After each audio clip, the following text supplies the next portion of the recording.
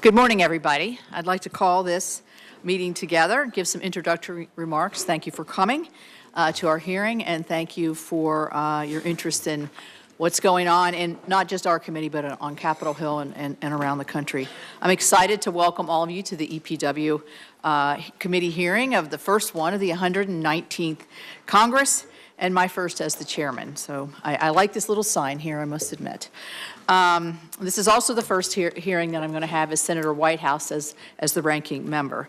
So like me, ranking member Whitehouse has served on the EPW committee since he came to the Senate.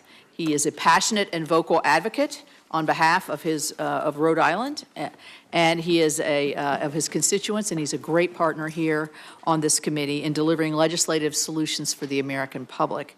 I'm proud of our previous efforts that we've worked together to move bipartisan legislation forward, such as laws to support carbon capture, utilization, and sequestration technology, as well as the ADVANCE Act, which we passed and worked together on several years, finally got it over the finish line last year, and it was signed into law in working to modernize the Nuclear Regulatory Commission. My partnership with Ranking Member Whitehouse on these issues reflect the broader tradition of this EPW committee. Quite honestly, we have some tough issues sometimes in here where we have strong disagreement, but we always want to find common ground. This committee has a strong legacy of working together to pass bipartisan legislation to improve our nation's infrastructure, invest in our water systems, and help clean up our environment. I look forward to continuing this strong bipartisan tradition as the chairman of the committee, working with the ranking member and all of our members to address critical issues within a jurisdiction of this Congress. This morning, we will hear from President Trump's nominee to lead the Environmental Protection Agency, former Congressman Lee Zeldin. Welcome. Congressman Zeldin has served our nation honorably in the U.S. Army, first on active duty and then in the Army Reserve. In 2014, Congressman Zeldin was elected to the House of Representatives, where he served the state of New York for 8 years. Throughout his tenure in the House of Representatives, Congressman Zeldin championed critical environmental policies that helped his Long Island district. He supported legislation to boost innovation for clean energy, technologies and policies that strengthened our nation's energy security. I enjoyed meeting Congressman Zeldin to hear about his experience and his vision for how he would prioritize the agency's work on the EPA as the EPA Administrator. I believe the EPA must return to its core missions. The EPA also should better manage taxpayers' dollars by doing more with the vast funding that Congress provides. That means reducing, of course, bureaucratic red tape so the state agencies responsible for protecting our nation's air, land, and water can do so without Washington, D.C. getting into the way. Doing so will lead to those state agencies efficiently improving our drinking water systems and issuing relevant air, land, and water permits. It also means prioritizing the EPA's attention towards issues that will help Americans in their daily lives. When the EPA focuses on what it does best, it doesn't just benefit the environment, it benefits our economic growth. For example, the agency should prioritize cleaning up brownfields and Superfund sites to facilitate new economic development of those locations, many of those of which are located in rural and distressed areas. I look forward to hearing Congressman Zeldin's plan to build on the work initiated by the first Trump administration, including the EPA, which took the first step to address legacy PFAS contaminants. And as the agency fulfills its obligation under our nation's bedrock environmental laws, the administrator should also take into account the affordability and electric reliability. Recently, the organization responsible for ensuring grid reliability found that more than half of the United States could experience rolling blackouts in the next decade because of the lack of reliable power capacity. Areas at risk and shortages include New England, the Mid-Atlantic, California, the Midwest, and the Great Plains. The reliability risk is due to the projected retirement of dispatchable power plants, compiled with a 15% increase in electricity demand over the next decade. Critically, this demand cannot be met solely with intermittent energy generation. Spiking energy costs and rolling blackouts are an unacceptable fact if the U.S. is to continue as a global leader. Actions that policymakers and regulators take now will determine whether America can thrive in an era with a cleaner environment, energy abundance, lower costs, and economic prosperity, or face it with a path of scarcity, inflation, and stagnation. I support that first option I named and believe our nominee does as well. I have confidence that the EPA under Congressman Zeldin's leadership will focus on the EPA's core mission to protect human health and the environment while acknowledging the critical role the agency plays in our economic and international leadership. In doing so, the EPA can make great progress in addressing key environmental challenges consistent with the authorities that Congress has given the agency. I look forward to discussing these issues with Congressman Zeldin today, and I now recognize my ranking member, Senator Whitehouse, for his opening statement. Thank you, Madam Chair. Three things. First, I'd like to let everyone know that I like the chairman. That's a good start. That's a good start. That's a good start. And in that context, I would like to present her as the new chairman this gavel. Oh, thank you. It was made in 1956 of wood from the old West Virginia State House. Oh, my God. Wow. By the McKinley Vocational High School in Wheeling, West Virginia. It was presented to the then governor of West Virginia, Hewlett Smith, who kept it upon his departure. He was term limited out, and that was significant for, among other reasons, that it opened the office to the chairman's father. It did. Archmore. Madam Chair. Thank you. May you bang it in good health. Thank you. Very nice. Very nice. Thank you. Second, we have indeed worked well together. We have together successfully advanced nuclear energy reform. We have together successfully encouraged and expanded carbon capture. And the WRDA and highway bills present big bipartisan opportunities for more work together. I even hope together we can revive permitting reform. So there is plenty of good opportunity. And as I speak of bipartisan matters, let me also welcome Senator Curtis, our newly elected member of this committee on the Republican side. Last, I want to show everyone this map of my home state. The bright green parts are parts that are destined to flood permanently, underwater, lost to the sea in decades ahead. Congressman Zeldin will be familiar with this risk from his home, Suffolk County. Fossil fuel pollution is the cause of that. It will change the map of my state, and it will do us crippling economic damage. As I see it, we've been through three eras on climate. First was the era of science, and scientists, our headlights, did their job, predicting accurately what was going to happen. NASA scientists, academic scientists, IPCC scientists, Exxon scientists, they did their job. Next came the era of politics, where it was our job to heed the warnings of science and head off those dangers. We failed, badly, and for the worst of all reasons. We succumbed to a massive, deliberate campaign of lies and corruption by the polluters themselves. That failure ushers in now an era of consequences. Consequences we should have headed off, but didn't. It's beginning in creeping, seeping inflation as goods become harder to grow, produce, and ship in upended weather patterns. It's upon us already in forward-looking industries like insurance. Good luck with property insurance in Florida and California. The worst danger is systemic economic crashes.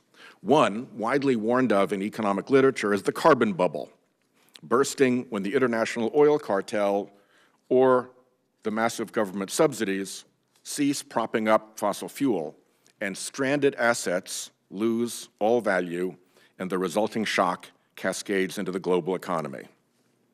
The other, upon us already, is climate risk, making property insurance unaffordable or unavailable, which in turn makes mortgages unavailable, which in turn crashes property values. Remember this map. Before all that land went underwater, it would become uninsurable. And that's still water flooding. Throw in big storms, and there's a whole coastal uninsurability crisis looming. The chief economist for Freddie Mac predicted a coastal property values crash cascading through the economy like the 2008 Great Recession. And that coastal danger is now matched by Western wildfire risk, like we're seeing right now in Los Angeles, launching the same insurance to mortgage to property values collapse. Let's be clear, we are in this perilous place because a campaign of lies and corruption and pollution delivered deliberately and at industrial scale by the fossil fuel industry was accomplished through an armada of paid front groups. And so we're clear, it's not just me, warning of significant economic harms ahead. I will circulate to all colleagues, lucky you, this compendium of the published warnings for you and all of your staffs to review. This threat is real. If a sharp-eyed cabin boy on the Titanic had happened that night to see the iceberg ahead, you'd expect him to do whatever he could to fight his way to the captain's table in the fancy dining room and warn of the impending disaster. So please understand that map of my state and the sense of urgency that I feel. I am confident that the chairman would equal me in energy and determination for any similar dangers to her mountain state. And so it is through this lens of urgency that I approach this nomination hearing.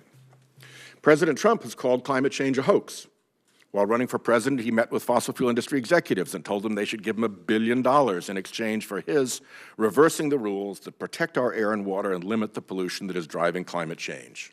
And indeed, fossil fuel companies and executives lavished millions and millions of dollars on the Trump campaign and affiliated organizations. These special interests now expect a return on their political investment. They expect a reversal of the already limited protections we have for our air and water. And make no mistake, not only would reversing these protections harm our air, water, public health, and climate, doing so would also cost Americans money, as they would be forced to spend more to fuel their cars, to buy their groceries, to heat and cool their homes and businesses.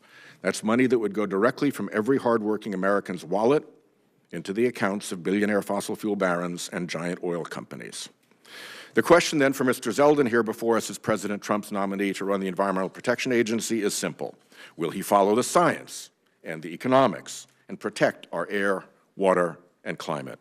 Or will he merely be a rubber stamp for looters and polluters who are setting the Trump agenda? I must say that his role at polluter-funded organizations such as the America First Policy Institute and America First Works, his long list of Trump-affiliated consulting clients, and his anti-climate op-eds paid for by dark money organizations do not give me confidence that he will be an honest broker if confirmed to lead EPA. I really want this to work. That is how high the stakes are.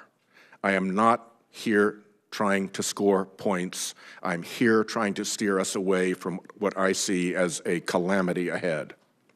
I will therefore be watching closely today to see if Congressman Zeldin is able to differentiate himself in any substantive ways from the polluter agenda and the economic crashes likely to ensue. Thank you, Madam Chair. Here is to a productive relationship in this important committee.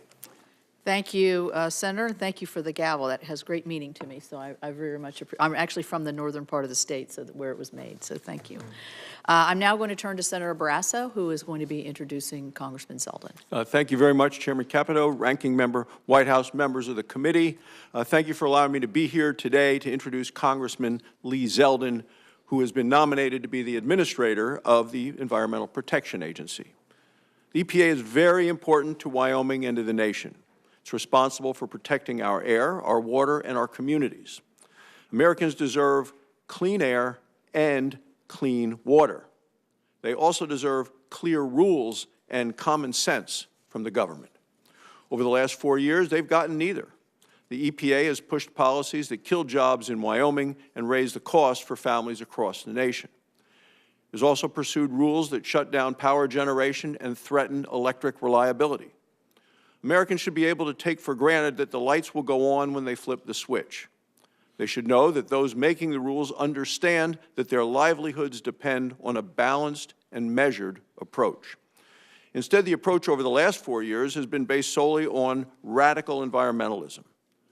Congressman Zeldin will correct the course of the EPA. He's been highly motivated from a young age, graduated from law school at age 23. He has over 20 years of military experience and service, and he's still counting those, because Lieutenant Colonel Zeldin has a range of experience in the Army. He was a military intelligence officer, a prosecutor, and military magistrate. He's a veteran of Operation Iraqi Freedom, where he served in the Army's 82nd Airborne Division as a paratrooper, and just last weekend was on Army Reserve duty. His public service doesn't end there. In addition to his time in the U.S. Congress, he served in the New York State Senate. He knows firsthand how important it is for the federal government to be a partner to states rather than an out-of-touch regulator. This is the dedication and understanding that Lee Zeldin will bring to the EPA. His experience shows that he knows how to balance multiple priorities. He understands that we must be good stewards of the environment without crippling the economy. Many organizations, both public and private, agree that Lee is the right person for the job. One of those organizations is the National Association of Clean Water Agencies. In a letter to the committee, the association said, "He has shown a willingness to engage with a broad spectrum of stakeholders to address pressing issues. This approach is critical for achieving EPA's mission in a way that balances environmental protection," they say, "and pragmatic public policy implementation." His strong support from his community back home. The Long Island Water Conference has said, quote, "We are offering our strong support for fellow Long Islander and New Yorker Lee Zeldin." They go on to say, "We believe that Mr. Zeldin's experience will provide a balanced approach to the regulatory process. This will ultimately," they say, "provide effective protection of public health and the environment." And reading this about a balanced approach reminded me, and Cynthia might have been there as a young girl, in 1963, John Kennedy, President of the United States, came to Wyoming. He came with Stuart Udall, who was his Secretary of Interior. It was a conservation tour of the West. Stuart Udall, the Interior Department is now, building is named after him, and his son Tom served with many of us on this very committee, sat right there where Senator Padilla is sitting right now. So I brought this picture that has been hanging on my wall in the office in D307, and it's John Kennedy in the field house of the University of Wyoming addressing the largest indoor arena that we had and the largest standing-only crowd in 1963 as part of his conservation tour. And what John Kennedy said that day, he said, "We must maintain a living balance between man's actions and nature's reactions." And that's the kind of job that I believe that Lee Zeldin is going to do for our nation at the EPA, maintain a living balance. So I share this organization, the Long Island Water Conference, their confidence that Lee Zeldin will lead the EPA in a more balanced and even-handed direction. So I say, Lee, congratulations on your nomination. I look forward to working with you on these important issues. I once again thank the committee for letting me join you today. Thank you, Madam Chairman. Thank you. As a former chair of this committee yourself, we welcome you back anytime. So we're going to switch seats here and ask the nominee to come forward.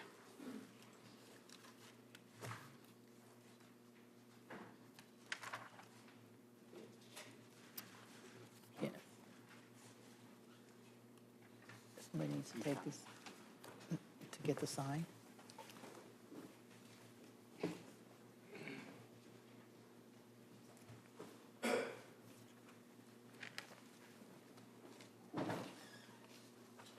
We didn't want your first utterances to be as a John Barresso imitator, so we wanted to make sure we had the right name. Welcome to the committee, Mr. Zeldin, and I'll look forward to your opening statement. Thank you. Thank you, Chairman Capito, Ranking Member Whitehouse, and all the distinguished members of this committee. It's been an honor to meet with all of you to learn more about your highest priorities. I look forward to working with all senators on this committee, on both sides of the aisle, to tackle the most pressing issues facing our country. I humbly sit before you nominated to serve as the 17th Administrator of the Environmental Protection Agency. The American people made their voices heard in November, giving President Trump a mandate to lead our nation to prosperity. I'm grateful that the President-elect is giving me the opportunity to lead the EPA at this critical time. Our mission is simple but essential: to protect human health and the environment. We must do everything in our power to harness the greatness of American innovation with the greatness of American conservation and environmental stewardship. We must ensure we are protecting the environment while also protecting our economy. Throughout my life, I've been privileged to hold such titles as Congressman and State Senator and Lieutenant Colonel, but none has meant more to me than husband, son, and father. While one of my identical twin daughters, Ariana, is now back at college, I'm excited to be joined here today by my wife, Diana, and our daughter, Michaela, as well as my mother, Merrill. The American people need leaders who can find common ground to solve the urgent issues we face.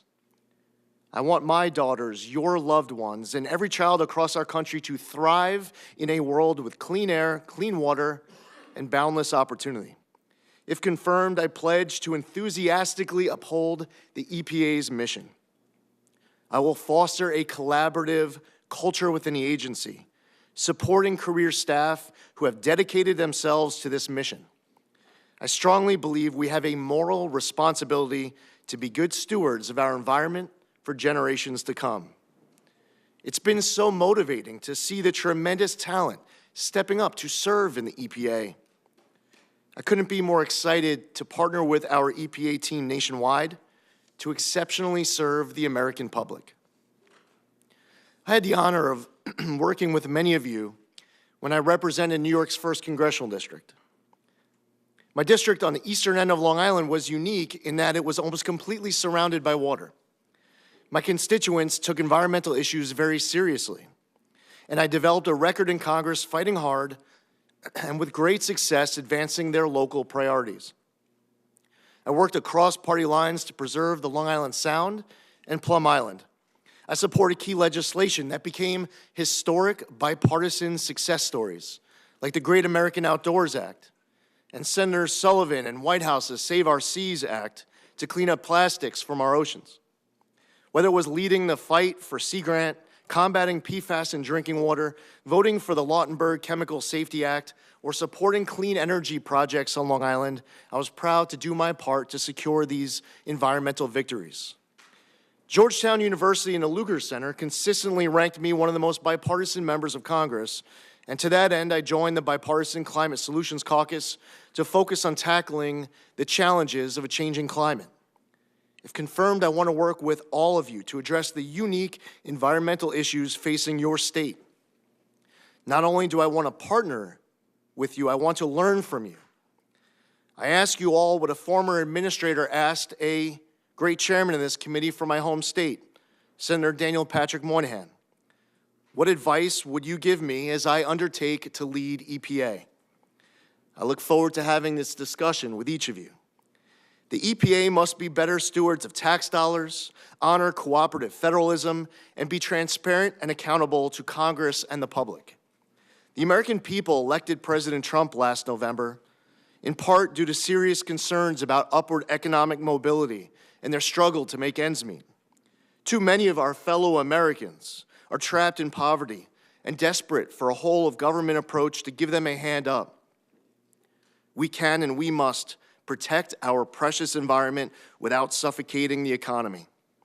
A big part of this will require building private sector collaboration to promote common sense, smart regulation that will allow American innovation to continue to lead the world. If confirmed, under the EPA, with my leadership, we will prioritize compliance as much as possible. I believe in the rule of law, and I want to work with people to ensure they do their part to protect our environment. Success is defined for many, including me, as leaving this world better than we found it. I want every child in this nation, including my daughters and your children, to inherit a world with clean air, clean water, and a thriving economy. This mission must transcend politics, and I look forward to working with all of you to achieve it. I thank you, Chairman Capito, Ranking Member Whitehouse, and all the members of this committee. I'm eager to answer your questions and discuss the issues facing your constituents. Thank you. We're now ready to begin with the questioning portion for our witness. Senator Whitehouse and I have agreed to have 2 rounds of 5 minutes for questioning. So let's try to keep our first questions within the 5 minutes if in respect for everybody's time. To begin, this committee has 3 standing yes or no questions that it asks all nominees who appear before the committee. So I want to ask you these 3 questions. Do you agree, if confirmed, to appear before this committee or designated members of this committee and other appropriate committees of this Congress to provide information subject to appropriate and necessary security protections with respect to your responsibilities? Yes. Do you agree to ensure that testimony, briefings, documents, and electronic and other forms of communications of information are provided to this committee and its staff and other appropriate committees in a timely manner? Yes. Thank you. Finally, do you know of any matters which you may or may not have disclosed that may place you in a conflict of interest if you are confirmed? No. Thank you. All right. Well, I will begin questioning, and then I'll go to the ranking member. In my opening statement, I talked about reliability issues and affordability issues as we see the face the future here. During the last 4 years, the EPA issued a number of rules, and numbers of rules, including the Clean Power Plan 2.0, which was intentionally designed to impose massive new costs on reliable coal-fired and natural gas plants in a deliberate effort to shut these plants down. Unsurprisingly, over the same period of time, the cost of energy skyrocketed 23% over the last 4 years. Now, our nation's electric reliability experts, the North American Electric Reliability Corporation, forecasts over half of the United States could face potential electrical shortages and blackouts in the next decade. This is a dire situation on the reliability. This demand is driven by our onshoring of our manufacturing and powering data centers and other things to win the artificial intelligence race. Congressman Zeldin, as you oversee and implement the EPA's statutory obligations to protect public health and the environment, will you also ensure that the agency takes into account the electric reliability and energy affordability impacts on businesses and American families that needed to keep their lights on and to heat their homes? Yes, absolutely. What is your vision for fulfilling the EPA's statutory mission, particularly in the context of getting the agency reoriented back to the basics of protecting communities from air, water, and chemical pollutions and cleaning up contaminated sites? What ideas do you have as moving forward? Chairman, it's important that the EPA is honoring our obligations under the law, fulfilling the historic landmark laws that are on the books, like the Clean Air Act, the Clean Water Act, the Safe Drinking Water Act. It's important that the EPA is accountable and transparent to all of you here on this committee. It's important that we are working closely in collaboration with career staff at the EPA and working closely with other agencies where there's overlapping jurisdiction to make sure that we are following our new obligations under the law as Congress enacts new laws moving forward, to make sure that we are abiding by the Administrative Procedures Act, that I, as administrator, I'm not prejudging outcomes, that I'm making sure that our actions are durable, that they are able to withstand scrutiny, and at the end of the day, I'm able to sit before you at further hearings and to be able to account for my actions as administrator and our actions as an agency. I look forward to working with all of you in order to make sure that Congress's intent is filled, that we also honor the Loper-Bright decision that was just issued by the Supreme Court to make sure that it is, in fact, Congress's intent that is being implemented, and it's not us as an agency filling in any gaps however we might see fit. It requires a close collaboration, not just internally within the agency, but with each and every one of you as well. Thank you. Thank you. And I should have welcomed your wife, Diana, and Michaela, and your mother, Meryl. And we miss Ariana, but I hope she's watching it from afar. I want to talk about PFAS. West Virginians have had firsthand experience with PFAS contamination and pollution. Everybody does, but we've had it a little more. I think we had a little bit earlier, discovered earlier. And I want to continue. We tried last session to get some leading legislative efforts to try to protect essential service providers and American taxpayers from costly litigation and liability. It's a very complicated issue, as you know, but it speaks to one of the core missions of the EPA, which is safe drinking water and clean water. I understand that your New York district has actually experienced the negative effects of PFAS pollution. If confirmed, how do you plan to address the growing challenge of PFAS pollution through the EPA's existing authorities? Chairman, when I was in the House, I was a member of the PFAS Task Force, also voted for the PFAS Action Act. EPA has an important responsibility to make sure that our obligations are implemented correctly. That is something that through our enforcement and compliance, we have to ensure that we are moving the needle all across this entire country. There are cleanup projects, large and small, across America where many Americans have been waiting decades, generations for that leadership and that action. So working with all of you to deal with these issues in your home state is something that will be top priority of mine. Thank you. I'll turn it over to the ranking member. Thanks. Before I get to my questions, if you'd be kind enough to entertain a unanimous consent request to put certain documents into the record. Okay. I will not put this beast into the record, spare everybody that, but I will be circulating it to your offices. I would like to put into the record the cover article from the Economist magazine from this April, warning of the next housing disaster from that climate risk to insurance to without mortgages, objection. Property values cascade. And we put a lot of work into this when I was chair of the Budget Committee, and I'd also like to put in the report summarizing the evidence we had used in the Budget Committee on the same insurance crisis. Without objection. I have also a letter here from CREW, Citizens for Responsibility and Ethics in Washington, regarding the Zeldin nomination. Without objection. And finally, I have a letter dated January 15, 2025, submitted by the Climate Action Campaign and signed by over 70 environmental organizations concerning the nomination.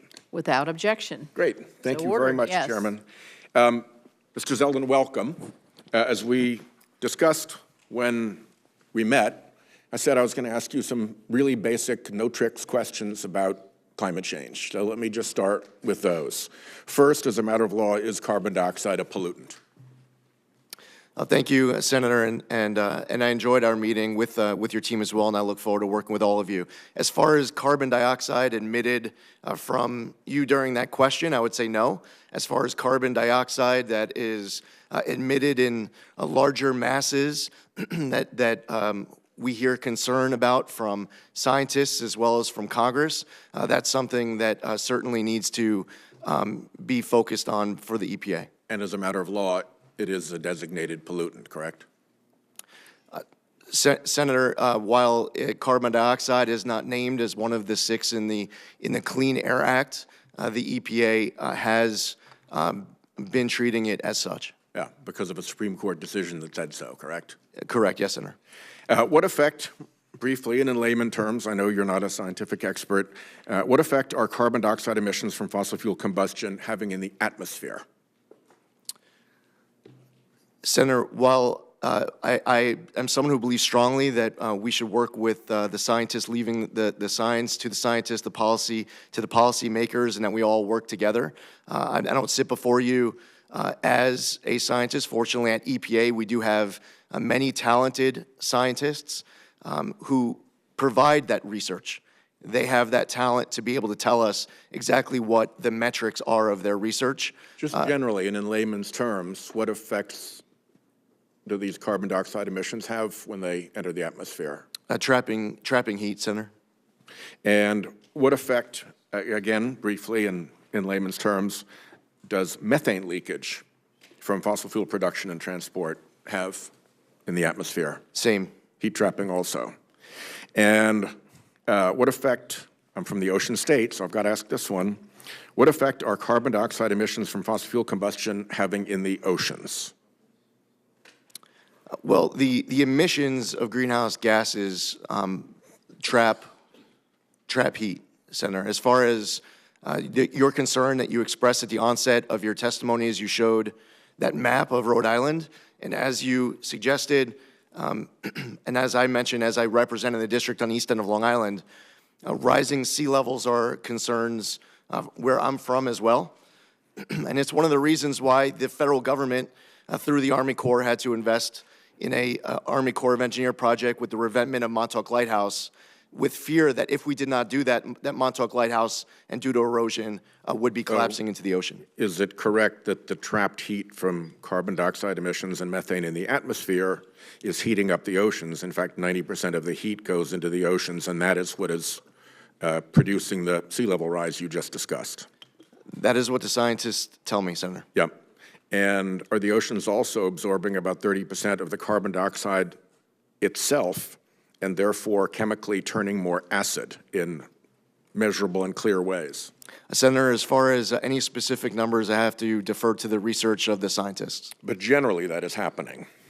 Yes, There sir. is a link between the fossil fuel emissions and the acidification of the oceans. Yes, Senator, I do understand that there's litigation here that, to a certain extent, I'm not going to be able to comment on as EPA Administrator, but to the general question, yes, Senator. Yeah. Have we hit the 1.5 degree risk threshold, and why is that important? Senator, again, as far as being able, throughout today's hearing, to be able to personally be citing and confirming specific numbers, that is something where I have to defer to the talented scientists to be able to provide that advice on an ongoing basis, whether or not we're hitting numbers at any given time. If you are confirmed, what are the key either climate or oceans tipping points that would concern you? As far as the tipping point, well, Senator, I think that as you put up a map of your district and your state, I could put up a map of mine, and we could do this across the entire country. As long as that concern exists, where there is, in fact, rising sea levels, and I hear it from both sides of the aisle. Senator Collins spoke about it in the context of Maine. One last question before my time runs out. I'm sorry. Are we now on a pathway to climate safety, or do we need to do more to reduce carbon emissions in order to get on that pathway? Senator, the United States emissions have been going down over the course of the last couple of decades. Unfortunately, there are other countries where it is not going in the same direction. And I would say that we will have never done enough to ensure that our water and our air is clean, safe, and healthy. Whatever we do every day to achieve this objective, we need to wake up the next day looking for ways to do more. Thank you. Yes. Let me just explain to the committee, since this is my first rodeo here, what we're going to do is whoever's here at the gavel, we will then put you in line for questioning according to seniority on the dais, and then as you come in, if you come in after I gavel down, you will be placed in line for questions. Certainly, if people need adjustments, we're willing to look at that, but that's going to be the tradition of the committee that we've agreed on. So we'll go to Senator Kramer. Thank you, Chair Capito and Ranking Member Whitehouse. Congratulations to both of you for assuming these important leadership roles, and congratulations to you as well. My former colleague in the House, Mr. Zeldin, thanks for stepping in the gap and taking on this big challenge. I know that Chair Capito has already talked a little bit about what is a really, really important issue for me, and I think for a lot of us, obviously, and that is an appropriate cooperative federalism role between the state and federal governments. And there's a lot of opportunity to do that the right way, and a lot of opportunity to do it the wrong way at the EPA.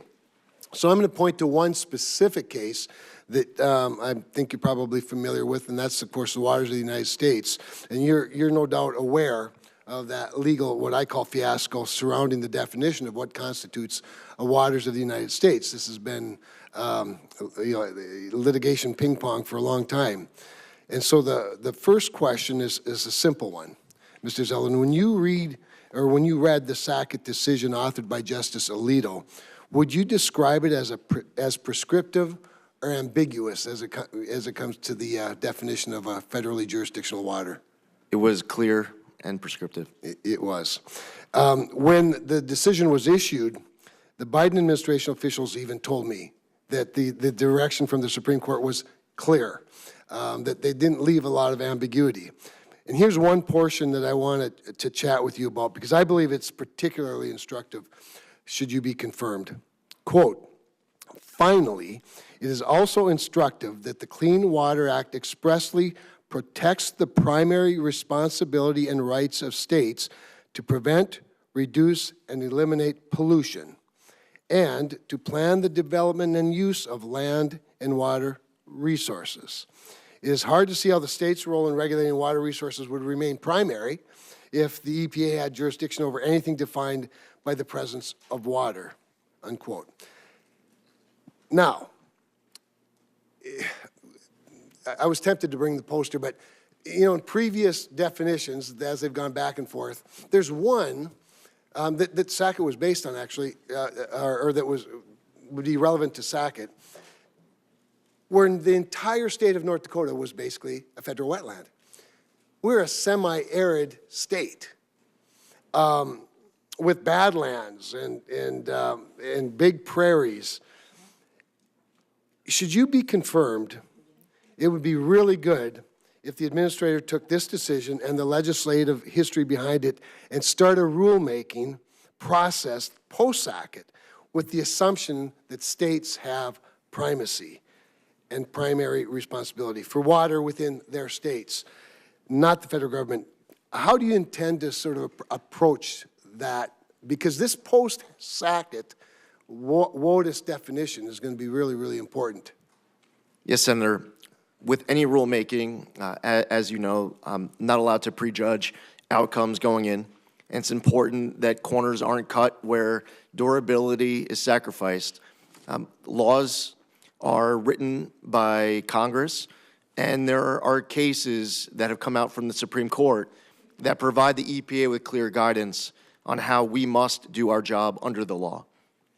It is important that when you're going back to your home state and you're speaking to your farmers, that you are able to, with confidence, be able to explain to them that the federal government is doing our part so that they can define what waters of the U.S. are without them having to go hire an attorney or someone else, pay a lot of money to ensure compliance. So I will make sure that I'm doing my part, that the EPA is honoring the decision of Sackett and any future laws to come out of Congress. That is my commitment to you. And I know that was important when I met with Senator Sullivan as he was speaking about Alaska and wetlands and so many other people on this committee. So I look forward to working with you on that. That great answer. I appreciate that very much. One of the things that concerns me is when I've heard and realizing with regard to WOTUS, you have two agencies that get involved, the permitting side at the Corps of Engineers and the EPA rulemaking. But one of the things in terms of a durable rule that I heard from some from the previous administration or the current administration was that, well, we're going to create a durable rule. And I think the way to do that is to make sure that while we recognize that the law is clear now, the definition's clear, all you have to do is seek a jurisdictional determination from us, the Almighty, and then we'll tell you whether your land meets that definition or not, to which I say, you don't put a police officer on every car. Can we presume that in the very obvious, simple cases that the landowner or the developer already knows the law and doesn't need to seek permission to do what they want to do?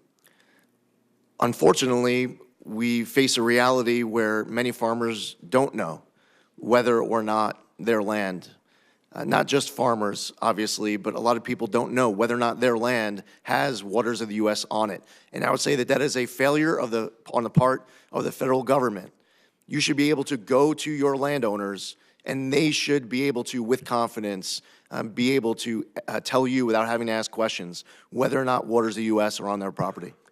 Well, thank you for that. I can tell you North Dakota farmers are pretty bright. They know, it's just that the bureaucrats didn't. and now hopefully the Supreme Court's cleared that up. Thank you. Thank you. Senator Sanders. Thank you. Congratulations on your new title here. Mr. Zeldin, thanks so much for coming in the office the other day. I enjoyed our chat. Mr. Zeldin, 2024, as you know, was the hottest year in recorded history. The past 10 years have been the hottest 10 years on record.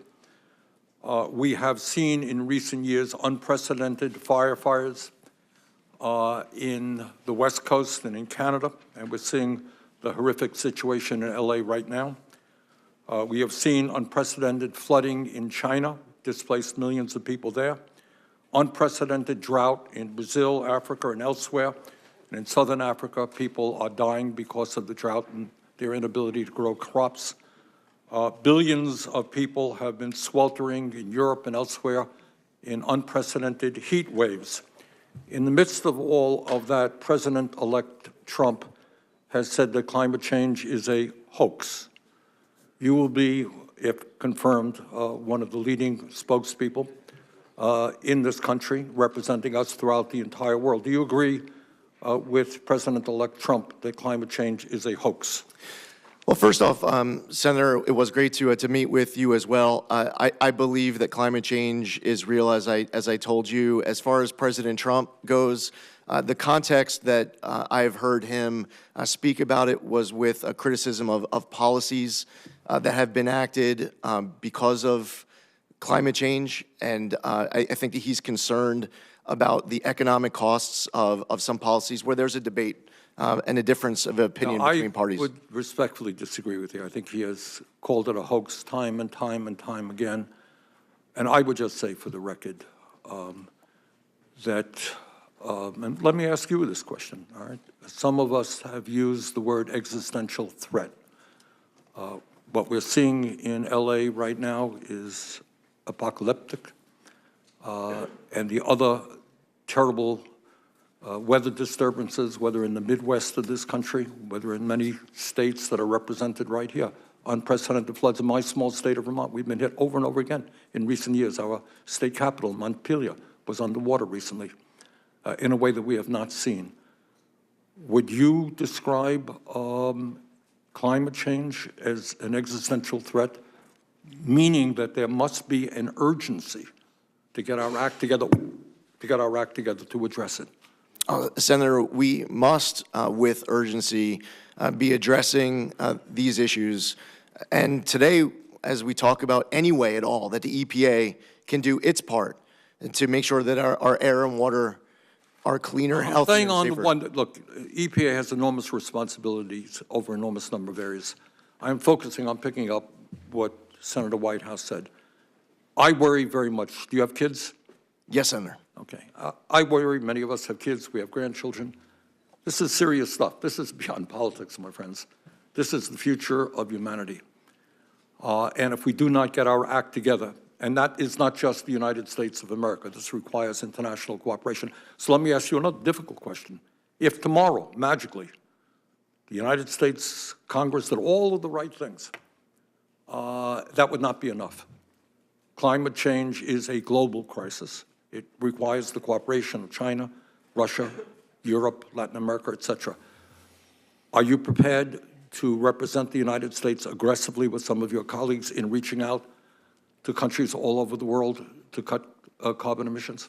Senator, it's very important for I, as administrator of EPA, whether traveling to the G7 or the G20 or elsewhere, to be reaching out to these other countries to make sure that there is a pressure on other nations to do their part as well. And it is my job to stay up at night, to lose sleep at night, to make sure that we are making our air and our water cleaner. All right. I know it's fashionable to be beating up on China. It's good politics.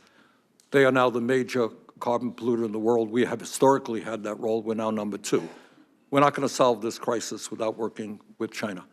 Are you and hopefully your colleagues, if you are confirmed, prepared to work with China to try to lower carbon emissions?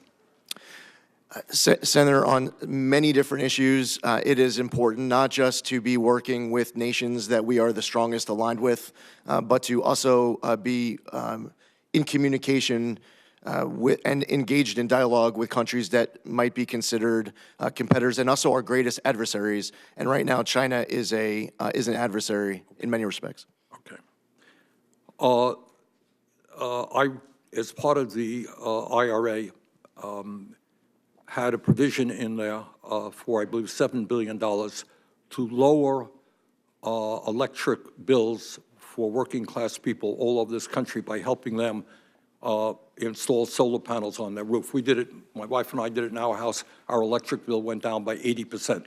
Problem is many working-class, lower-income people can't afford the initial cost to install the solar panels. That's what this bill does.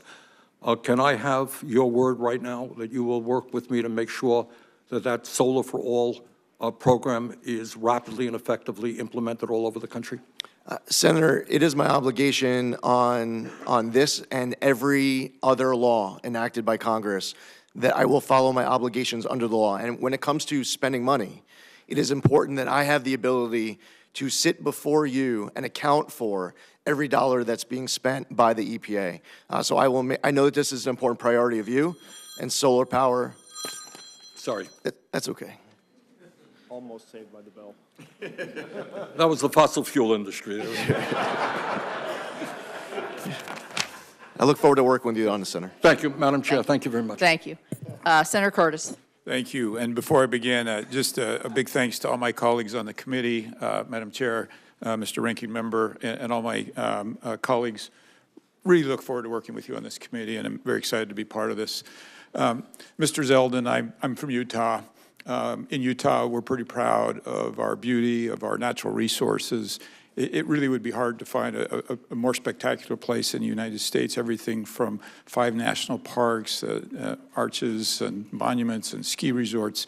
And I think because of that, Utahns have this inherent desire to take care of it, to leave it better than we found it, to make sure that we're not polluting.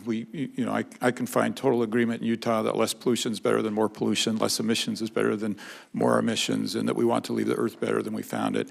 And you and I had the benefit of working together in the House. And I just want to use this opportunity to thank you for your support of my work in talking about climate, talking about some of these issues that are being addressed this morning. And I just, for all my colleagues who didn't see us work together in the House, I just want to emphasize how helpful you were getting Republicans talking about climate and dealing with some of these serious issues. I don't know if you want to comment on that or have any thoughts on that.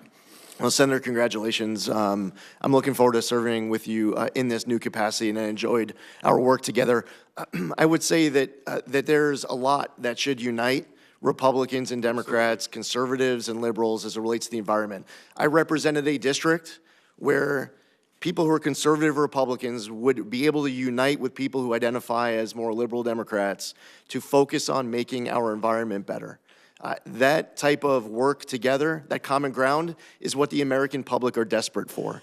They are looking for us to be able to find pragmatic, common sense solutions to be able to represent their interests here in D.C. Yeah, and I'll just double down. My experience is you're the right person to do that. I appreciate your efforts.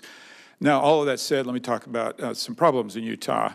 And some of that has to do with our geology and geography. And you and I, when you were in my office, we talked specifically about the Uinta Basin.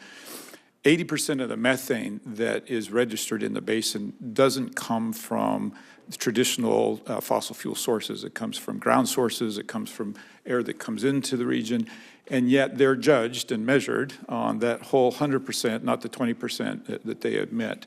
Our geography also surrounds us with mountains. We like to call them real mountains as opposed to the hills that we have on the East Coast. And that traps in. Wow. Good way to start on the committee. I'm from the mountain state. That traps in. You want to rephrase that? That traps in all the emissions, and they're caught in that area. And so part of our discussion in my office, and I'd like to talk about today, is asking from your agency an acknowledgement that despite sometimes our best efforts, and I will tell you in Utah, government, education, business leaders, civic leaders have all come together to try to lower these emissions and meet these standards, but because of these, sometimes we can't. I'd love to work with your administration to figure out how we fairly measure that.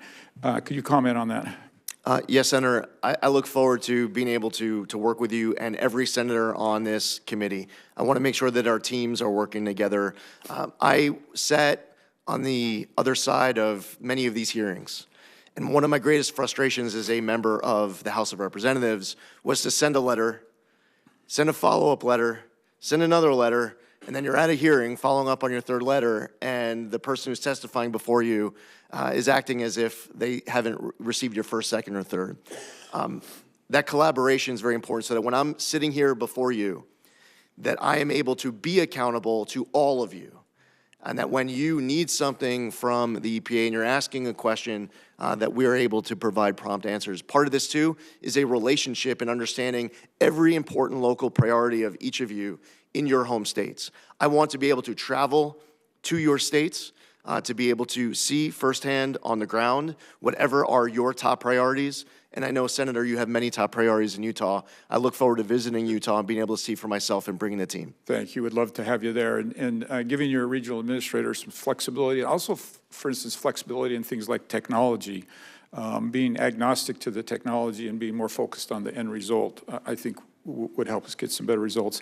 Finally, in the last few seconds, your predecessor in the House had to deal with me every time that he would come before us talking about his low approval rate on getting chemicals approved.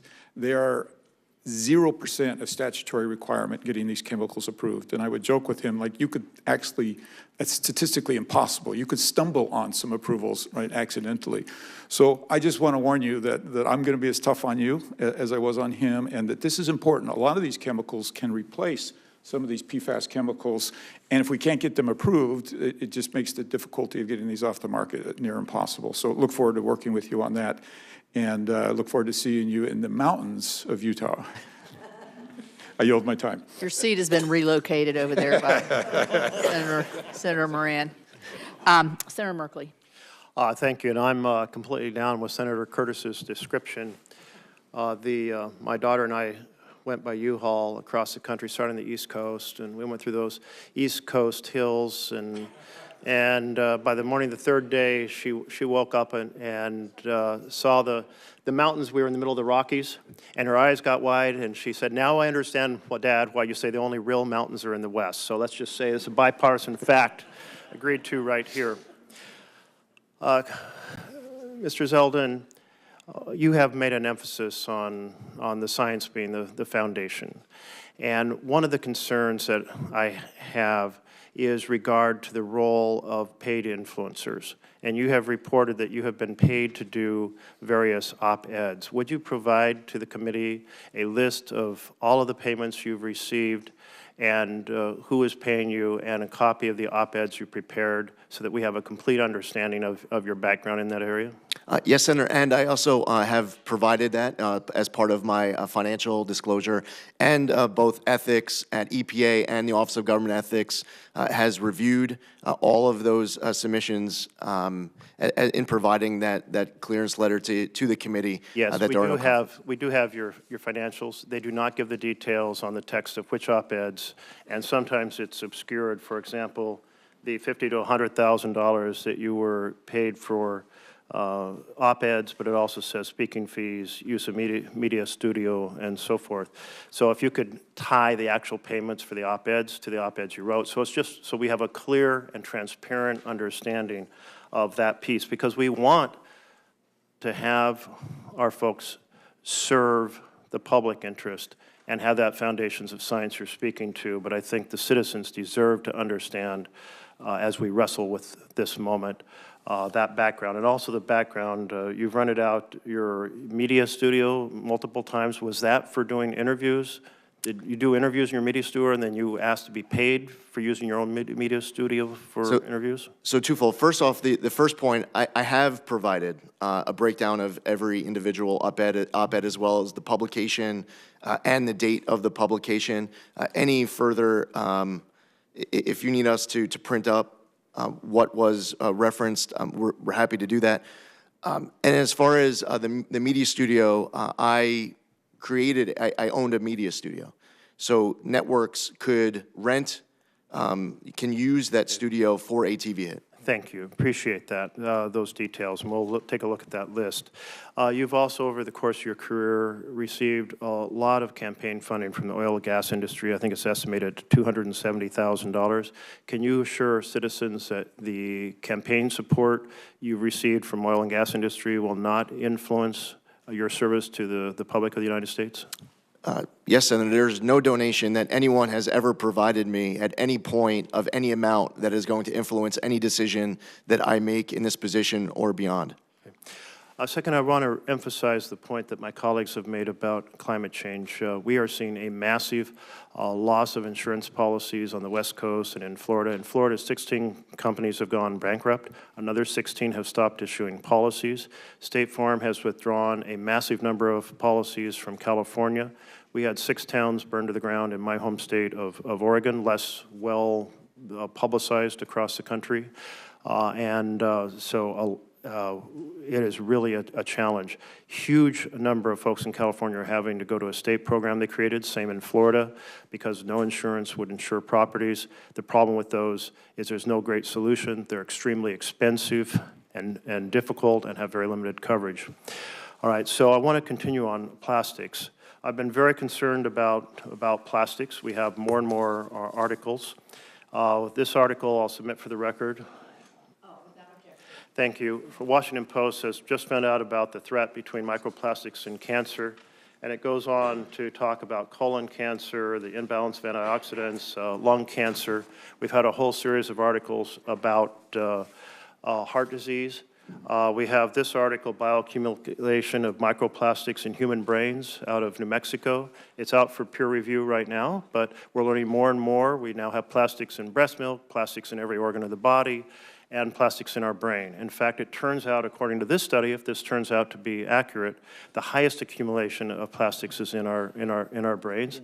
We also have a record of microplastics and nanoplastics affecting human fertility. Plastic is, by its chemical structure, an endocrine disruptor. Are you familiar? Have you steeped yourself in the science and problems associated with plastics in the human body? Yes, Senator, and I enjoyed being able to meet with you and your team in your office, where clearly this is an issue of great interest and passion of yours. I would look forward to an opportunity to be able to read what you're referencing specifically, just so that I can become intimately familiar with any detail that you're citing that I have not read before. I was hoping that's what you're going to do after our meeting in our office. You're going to go out and say, I got to read all these articles. Senator, and I would look forward to continuing to read even further. There is an effort by the chemical industry to say, don't worry, we'll just melt everything down in big pots to keep plastics out of the waste stream. They call it chemical recycling. It's basically thermal melting. But it has proved to only be usable in very limited, basically manufacturing waste as opposed to post-consumer plastics. But they're trying to sell it as the absolute cure. Don't worry, we can go from 8% recycling in America to a high percent. Are you familiar with the very limited role, but the chemical industry is trying to say, don't worry, be happy on plastics? I'm aware, yes, sir. Do you understand, and have you made yourself knowledgeable of the inaccuracies that are being publicized about this thermal strategy? Senator, I am researching and reading all that's being provided on all sides of this issue. Going back to my time in the House, I advocated to clean up our waterways around my district, and as I cited in my opening, the bipartisan work between Senator Whitehouse and Senator Sullivan on Save Our Seas and Save Our Seas 2.0 should be a model to be followed of bipartisanship to go even further. Yeah.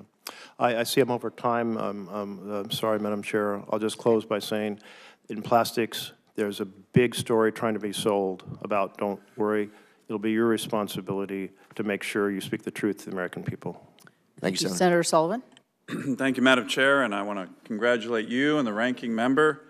It's a great committee for our new members. We get a lot of things done here, usually very bipartisan. We have some differences, but that's okay. Mr. Zeldin, it was great meeting with you. Congratulations to your family as well. Thanks for your service. It's not always easy, we know. You know, Alaska, we love our clean water, clean air. We think we well, we don't think, we know we have some of the cleanest air and water in the world. We're proud of that. We don't always think the EPA has helped in that regard. It's more state actions. So I want to begin by getting you to commit to me to come up to Alaska with me, bring your family. We can do some fishing maybe after you see all the important elements of Alaska. Big mountains, no offense to Utah, but real big mountains. So we have a little fun on state size in this committee. But can I get your commitment to do that? Yes, Senator, and unlike predecessors of mine who attempted to try to negotiate an August trip, I would want to go when it's as cold and dark as possible. Yeah, well, it's happening right now. We have communities in Alaska that are hitting 30, 40 below zero, and so we'd love to have you in the winter and summer. So Senator Ricketts looks like he wants to come with me, so I look forward to it. Love to have him. Second, I really appreciate the shout out to me and Senator Whitehouse on the Save Our Seas Act, Save Our Seas 2.0. That was the most comprehensive ocean cleanup legislation in the history of the country. Those were both signed by President Trump. You might want to ask Senator Whitehouse at some point about the signing ceremony that we had in the Oval Office with President Trump on Save Our Seas 1.0 was Commerce Secretary Wilbur Ross and others. It was great. So can you commit to me to work with this committee? I think we already have President Trump's commitment to continue the progress we've made on ocean cleanup, plastics cleanup. It's good bipartisan work. The Trump administration and the president himself is very committed, and so are we. And we're already working on 3.0. We got to focus on the implementation of SOS 2.0, though. Yes, Can we get your commitment on that? Yes. Great. Well, look, I want to go back to Senator Kramer's issue of, in your opening statement about honoring cooperative federalism.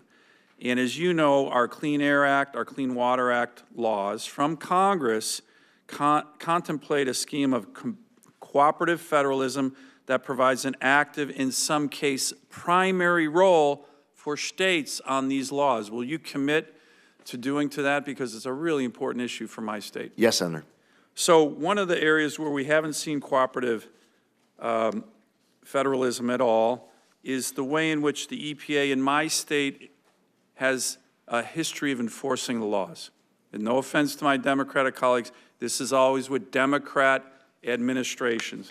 The Obama administration did what they do is they come in with giant, heavy armed agents, body armor, helicopters, like it's shocking. We had a raid on some placer miners in a place called Chicken, Alaska, under President Obama. Over 30 armed agents, body armors, to do what? Do compliance on the Clean Water Act. They didn't find one violation. They scared the hell out of the miners, okay? Then, not to be outdone, the Biden administration has done these raids on small mechanic shops in Alaska. They bring up EPA agents from all over the country, 30 armed agents kicking in doors in mechanic shops in Alaska. By the way, my state believes in the Second Amendment. Most of my state is armed. This is very dangerous because some of these agents could get shot when they're coming in. So what's happened is you don't have cooperative federalism. You have rogue EPA agents who are going to enforcement before they talk about compliance. On any of these issues, they could have gone to these mechanic shops. They could have gone to the miners saying, hey, we think you may be violating the Clean Water Act. Can you work with us? No. These guys come. They had 40 agents, all of them armed, raiding these mechanic shops. It is just an outrage. Can I get your commitment to focus on compliance rather than jumping to armed enforcement? And secondly, look, I believe in an armed citizenry. I believe in the Second Amendment. I don't believe in an armed bureaucracy. The EPA is a SWAT team. Do you believe the EPA should even have armed agents? When they go into places, they can just have the local police or local state troopers. You got these guys out of control in Alaska, and it is dangerous. And the current EPA administrator, I sent him letters on this. He didn't answer me. Someone's going to get hurt. Can I get your commitment to focus on compliance, civil compliance, as opposed to kicking in doors with body armor, assault rifles, helicopters? It's crazy, and it's really outrageous, and it happens under Democrats, not President Trump, Democrats. Senator, it is outrageous. The story that you told and Senator Murkowski shared with me as well with regards to Chicken, Alaska, it led me, as somebody who's going through this transition, to be asking questions as to how did that even get authorized, who signs off on it, what is the standards that need to be met in order to even say yes to an operation like that. With 30 agents from EPA agents from all over America came up to raid a mechanic shop, a small business that I think there was 8 guys who owned it. They were National Guard guys, great Alaskans. Can I get your commitment on that and to work with me? And do you think the EPA should be armed? I don't. Senator, if something requires an enforcement action on a prosecutorial front, that is working with the Department of Justice. Congress has enacted laws where enforcement is part of the effort. On the compliance front, there are people and entities owning property where there is mitigation that needs to happen and where they want to work with the government to mitigate that situation on their property. We should be working with them to make that happen. Great. All right, Thank thanks. you. Senator Kelly, thank you. Thank you, Madam Chair. Mr. Zeldin, congratulations on your nomination, and thanks for coming by my office a couple weeks ago. As we discussed, Arizona has some unique challenges that we need some help from EPA leadership on, and we need to work with you as a collaborative partner to help us address some specific air quality and water quality challenges that we're facing, and to do this in a way that does not disrupt our state's growth. We're a rapidly growing state. So let's start with air quality. As we discussed, Maricopa County, which is Phoenix, half the population of the state, is in non-attainment under the Clean Air Act for ground-level ozone pollution. Now, under the Clean Air Act, the way the law assumes air quality can be improved is by reducing emissions from stationary sources of emissions, like big manufacturing.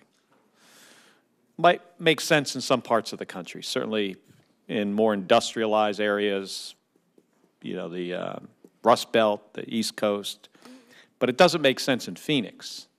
And the reason is we're a really young state, and we don't have a history of this heavy manufacturing.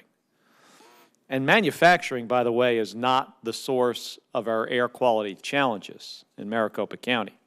EPA's own modeling shows that 80% of the ozone-forming pollutants in the Phoenix area come from either natural sources like wildfires or sources outside of the region, like California and Mexico. Now, this means that the typical EPA playbook for how to improve air quality and protect public health is not going to work in Phoenix. It's just not. So we need partnership and collaboration with the EPA headquarters and EPA Region 9 to address these challenges. And we've been working closely with state and local officials and our business community on this. And there are specific actions where we're asking for EPA partnership on. So I'd like to ask for your commitment to working with us on these issues. I'm going to go through them. There's like 4 of them. First, we have several new source review permits currently under review by the Region 9 office. If confirmed, will you commit to ensuring that those permits are prioritized for review? Senator, your priorities will be mine. We'll make sure that we follow the law, but making sure that this is top of the list. Thank you. And second, Maricopa County has submitted 2 local rules, which are called Rule 204 and 205. We spoke about those in my office, that would provide alternative pathways for generating offsets for new permits for for new manufacturing facilities. So remember what I said, we don't have the heavy manufacturing that's shut down that would generate a permit. So these rules have some other ways to do that. So both rules are still pending final approval, although I understand that Region 9 and Maricopa County have been meeting weekly on this to resolve some outstanding issues. But Mr. Zeldin, will you commit to ensuring this coordination between EPA and the county can continue with the goal of having both rules approved as soon as possible? Senator, while I can't prejudge outcome as far as approval goes, on anything, you absolutely have my commitment to be able to work with you, those local partners, to come to Arizona. You also mentioned the Yuma example as well. And as you pointed out, you come from a state where, in a place like Maricopa, you don't have a lot of these sites shutting down. You have more coming in, which is a good problem to have in one way, but you definitely need that partnership with EPA. Yeah, it's challenging in the other way. Right. And that's what we've got to figure out. Third, as I noted, we're still trying to understand the long-term reasons our air quality is getting worse and how to resolve that challenge. Will you commit to help Maricopa County develop some better models to understand why our air quality is getting worse in Maricopa County and help us find some solutions to address this long-term? Yes, Senator. And fourth, in that same vein, we know that emissions from Mexico are a serious contributor to our air quality challenges throughout Arizona. Will you commit to having the EPA Region 9 and the EPA Office of Transportation and Air Quality work with our local officials to ensure that our attainment plans account for cross-border pollution? Yes, Senator. I also heard this concern from both Senator Schiff and Senator Padilla as it relates to Tijuana and the southern border of California. This is clearly an issue across states. I look forward to working with you on this issue. And then finally, will you also commit to working to find solutions to ensure regions throughout the western United States aren't penalized for emissions created by wildfire smoke? Yes, Senator. Thank you. Thank you, Senator Ricketts. Thank you, Chairman Capito, and congratulations again to Chairman Capito and Ranking Member Whitehouse on your new roles. And you mentioned our new member, Senator Curtis, but we also have a new member, Senator Schiff, with us as well. We actually have 3 new members on our side, and I've been waiting for them to assemble. Oh, okay, very good. I didn't want to leave Senator Schiff out because he's there. So, yep, not at all. I'm excited to work with the entire team here with regard to the upcoming session here. And Congressman Zeldin, good to see you again. Thank you very much for being here, and again, appreciate your family sacrifices in the past and serving our country and your continued willingness to sacrifice and serve our country again in this new role. You know, rule of law is what binds Americans' trust to government, right? All too often, we've seen under this Biden administration that the rule of law and congressional intent has been subverted by trying to appease radical left-wing environmentalists. And that undermines people's faith in government and the rule of law and the trust of our institutions. So thank you for your commitment to implementing the laws as Congress has written and is intended to be able to get back to the fundamentals of the EPA, which is protecting our environment, safeguarding our health, and looking out for the well-being of the public. I'm excited to restore this proper balance of limiting risk with using sound science to protect our environment as the EPA's mission as Congress, which is the EPA's mission as Congress directed it to do. We must follow the law to restore Nebraskans' faith in our government institutions. So one of the areas that you're going to have an opportunity to be able to do that has to do with our renewable fuel standard. And this is one of the things I've commented in the past. I love this committee because we talk about ethanol and biodiesel and renewable diesel all the time. Chairman Capito will get tired of me doing that. But what we've seen in the past under the Biden administration is that, RVOs are set below production levels and they're chronically late. For example, the RVOs for 2026 are required by law to be published on November 1st, 2024. That did not happen, and it's not likely to happen until probably December 2025. The 2023 and 2024 RVOs will lag behind industry production by 3 to 4 billion gallons. That's the actual capacity of the industry today. Congressman Zeldin, do you commit to give producers and the industry certainty in the marketplace deserves? And again, this is what businesses want. They want certainty. They want to know what the rules are so they can plan for it. Will you give them the certainty by following the law as it relates to the timely and appropriate RVO rulemakings? Yes, Senator. Great. Thank you very much. Another pressing biofuel issue for Nebraskans is year-round E15. I want to thank Senator Fisher and your former colleague, Congressman Smith, for their leadership on the issue. And I'm happy to lend my enthusiastic support to this cause. The solution is over a decade in the making, and we were very, very close in the last Congress to actually getting E15 year-round, and I hope we do build on that momentum here in 2025. Congressman Zeldin, although the issue will not be solved entirely by the EPA, can we rely on your part to create a market of certainty for liquid fuel stakeholders and agricultural producers by doing all you can to ensure that Americans will have access to E15 all year round? Senator, while I can't prejudge outcome of processes to follow across the board, I know how important this issue is to you, and I know how important this is to President Trump. The president has expressed this time and again with regards to you. You've heard it from Senator Ernst. I've heard it from Senator Grassley, Senator Thune, Senator Fisher, and others, Senator Hawley. So I understand how much of a priority this is for you. As far as establishing certainty, hopefully this is something that Congress is able to resolve to the extent that you're relying on the EPA to establish that certainty. I look forward to being able to do my part, and I want to continue to work with you to achieve the outcomes that we had discussed. Great, thanks. And, you know, one of the things that, and we'll get into it in the second round of the questioning as well, but I think it's really, really important that we get away from what the Biden administration was doing with regard to trying to tip the scales toward their solution. That's how I interpret their delay on renewable fuels. Like, we all want to reduce our impact on the environment. Renewable fuels are one of the ways we can do that. They wanted to push their solution with electric vehicles. And again, electric vehicles can be part of the solution on how we do that as well. But what we should be focusing on is how American innovation, and I appreciate the fact that you mentioned this in your opening, American innovation is how we solve our problems in this country. So allow Americans to innovate, to find ways to be able to reduce our impact on the environment. And I'll give you just one example.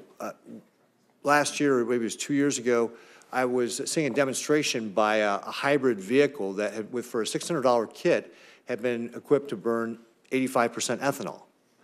And it was getting 38 miles to the gallon while reducing the amount of emissions that would have normally been done with a gasoline engine. So that's the kind of innovation that can help us reduce our impact on the environment if we're allowed as Americans to actually innovate, and rather than have this big top-down government, one-size-fit-all, like, we're going to push this solution on you, whether it works or not. So I see my time has expired, but I look forward to the second round of our questions. Thank you. Thank you. Senator Markey. Yep. Thank you, Madam Chair. Congressman Zeldin, in 2016, in a congressional debate, you said, quote, "There are many different ways that we can be better stewards of our environment. The key is to reduce our reliance on fossil fuels, to become more environmentally friendly, and to pursue clean and green energy." Do you still believe, Mr. Zeldin, that it's our job to reduce our reliance on fossil fuels? Ideally, Senator, to the extent that, first off, I support all of the above energy. No, I didn't ask you that. I said, do you believe it's imperative that we, using your words, reduce our reliance on fossil fuels? Do you still believe that? In considering all factors, in an ideal world, we would be able to pursue always the cleanest, greenest energy sources possible. Well, I'm not hearing you say that you agree with Lee Zeldin in 2016. So that means that we're in a completely different context than for your nomination hearing. Do you see the fires in LA right now? Did you see the storms ripple through Georgia and through North Carolina? The threat of climate change hasn't gone away since you said that in 2016. And I'm just worried now your change of tone is politics and not the science, which you apparently did believe at that time. Let me ask you the next question. Do you also accept that under the Supreme Court's ruling in 2007 in Massachusetts versus EPA, and in 3 subsequent cases, that the EPA is obligated to regulate greenhouse gases as air pollutants from motor vehicles, power plants, and other industrial sources as, quote, the Supreme Court said in their decision, may reasonably be anticipated to endanger public health or welfare? Do you accept that as a mandate, Mr. Zeldin? Authorized. Yes, Senator. You do? Authorized to, Senator. Authorized to.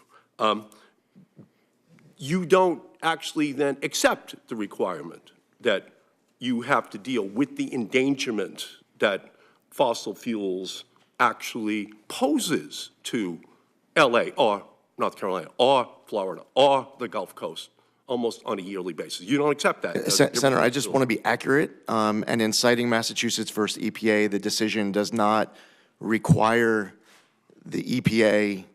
It authorizes the EPA. You're obligated to regulate. If you find there's an endangerment, you're obligated. Do you feel it's an obligation? Yeah, but it doesn't say that you are obligated to, and that's it. There are steps that the EPA would have to take in order for an obligation to be created. I'm just going off the actual text. Right. Of well, the again, Court legislation. Do you think we're in danger in LA? Do you think the people in North Carolina and the Gulf Coast were in danger? Are they in danger? Absolutely. For people who are having their right. homes burned down. Then you have an obligation to deal with that and to do something.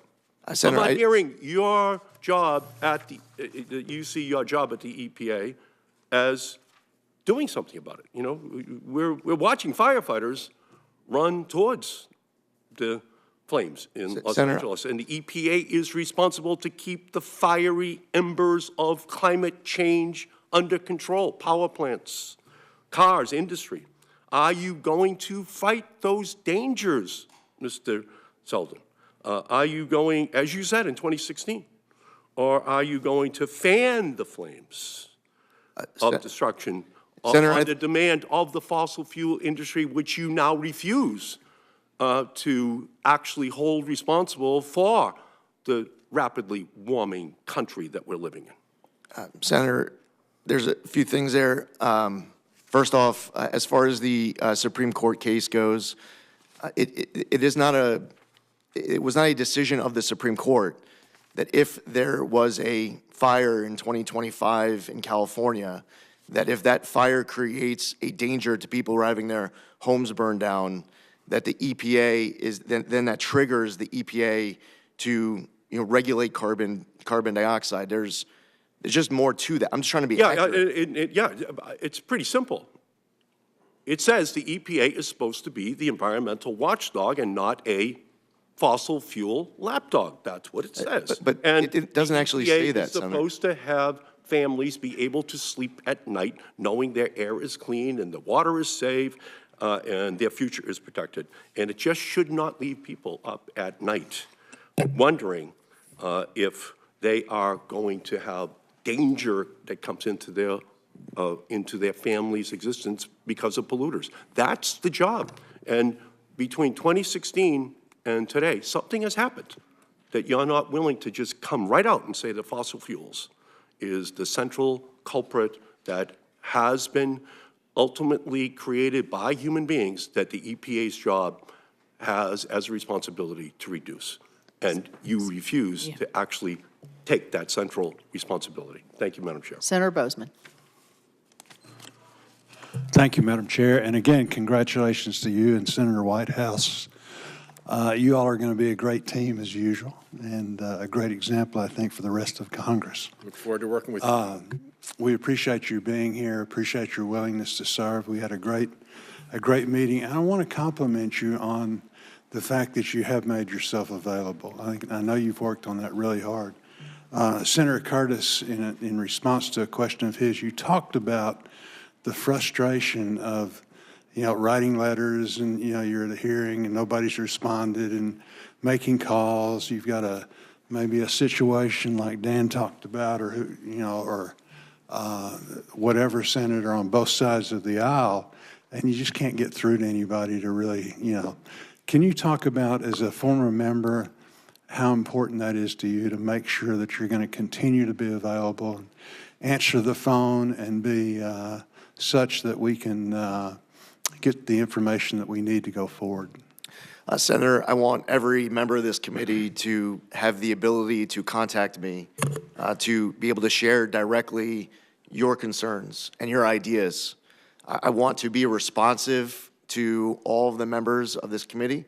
I want my team to be able to work closely with your offices. I want to know what all of your priorities are at any given time. And I want to make sure that I am accountable and transparent to this committee. I spent 8 years in the House of Representatives. I've had an opportunity to see people come before committees, and they were very responsive, and I've seen the opposite. And it is important more often than not. Especially with your great chair, and she has a great team to make sure that the EPW committee on both sides of the aisle, with Senator Whitehouse and Senator Whitehouse's team, I want to make sure that there is a very strong relationship between this committee and the EPA. Very good. I have the privilege of serving my colleagues as chairman of the Ag Committee, which is the direct oversight of EPA's Office of Pesticide Programs. I understand you and Agriculture Secretary nominee Brooke Rollins have a good working relationship. As issues affecting agriculture arise, I found farmers and ranchers are best served when the EPA and the Department of Agriculture are working together. Can you tell us about how you envision EPA and USDA working together to create a predictable, science-based, and efficient regulatory system to ensure the timely availability of products and tools farmers and ranchers depend on to produce the safest, most abundant, and most affordable food supply in the world? I agree with everything that you just said, Senator. That must be our goal. That should be the relationship between all agencies, including the interaction between the EPA and the USDA, in a way that you are able to go back to all of your constituents and to be able to talk about that progress that has been achieved as a result of these agencies working together. Very good. For the last several years, the EPA failed to collaborate with industries and states prior to rulemaking. I think that's true of whatever administration has been in power. Early in the Biden administration, it became evident the EPA's agenda was shaped by the input from a narrow group of stakeholders.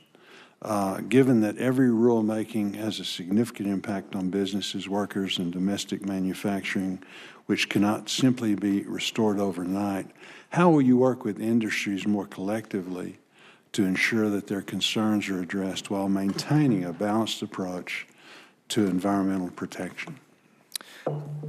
Senator, first off, it is important that the EPA is always fulfilling our obligations under the law, that we are abiding by the rule of law, that we are following our commitment to Congress to be able to follow the Administrative Procedures Act and to ensure that all actions are durable well into the future. As far as engagement throughout that process, it is important to hear from people who have good, substantive, informed feedback that allows the EPA to be able to do a better job, to make better decisions. And that, at times, might involve me speaking to people who I might agree with or disagree with on any given day. But the worst thing that I could possibly do, that the EPA could do, is to turn a blind eye to great substantive feedback that will better inform our decisions so that we are being responsive and transparent, not just to Congress, but also to the American people. Good. Thank you, Madam Chair. Thank you, Senator Schiff. Thank you, Madam Chair. I feel I should address the mountains versus hills controversy. As a senator from a state in the West, I'm inclined to agree with Senator Curtis, but as I understand where the chair is from, and you are the chair, I'm inclined to agree with the chair. Thank you. So let me just say unequivocally, I've got friends on both sides of this issue, and I stand with my friends. Mr. Zeldin, as you're well aware, the horrific fires that have ravaged California over the last week have displaced thousands of people, resulted in the loss of more than 24 lives. As these fires continue to destroy Californians' homes, livelihoods, and so much more, it's more important than ever that California has the full support of the federal government to recover and respond. Fueled by severe drought conditions and strong Santa Ana winds, unimaginable events like these fires devastate communities and worsen Californians' water scarcity. When you were a state senator in New York, you were a member of the State Senate Bipartisan Task Force on Hurricane Sandy recovery. You applauded a comprehensive legislative package that included tax assessment relief for properties catastrophically damaged by the storm, revisions to regulatory obstacles that slow down the rebuilding process, and improvement and continued expansion of state insurance laws to help policymakers receive funds following a disaster, and more. And in response to Hurricane Sandy, the EPA supported FEMA and worked closely with federal agencies and the states of New Jersey and New York to assess damage and respond to environmental concerns. The EPA stepped in to assess the condition of drinking water and wastewater facilities, helped to get several damaged wastewater treatment plants in New Jersey up and running, evaluated conditions at hazardous waste sites, and assisted in the collection of debris and household hazardous waste. Can you provide Californians with the assurance that you will advocate the same strong recovery and response assistance from EPA as EPA provided to your then constituency in Long Island after Hurricane Sandy, if confirmed? Senator, first off, congratulations on your election. I look forward to working with you on this committee. And we all, from the rest of the country, have been watching what is playing out for your constituents. And many of us know people who have been impacted and they've lost everything. It's hard to it's impossible for us to put ourselves in the shoes of your constituents right now. I, if confirmed, would want to not only know everything in my power to be able to do as EPA Administrator to assist you in fighting for your constituents who have been devastated by these wildfires, but I would want to, in fact, do everything in my power to be able to assist, to make sure that this recovery is as speedy as possible. I would like to come to California to speak to those on the ground, hear any concerns that we need to take back with us to Washington, and to assist both you and Senator Padilla and your House colleagues to be able to fight for these constituents who have lost everything. Thank you, Mr. Zeldin. We will welcome you to the state and look forward to your visit. After the Maui fires in August 2023, EPA crews removed more than 200 tons of hazardous materials from 1,400 plus properties in the fire-impacted areas.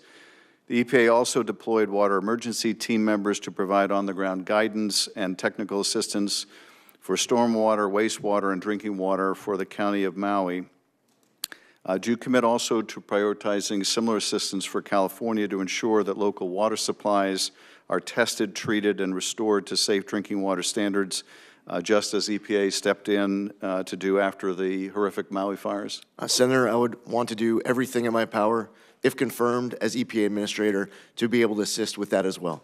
And I assume, Mr. Zeldin, your response will not depend on whether disaster strikes a red state or a blue state. You will equally work to speed relief to those Americans affected.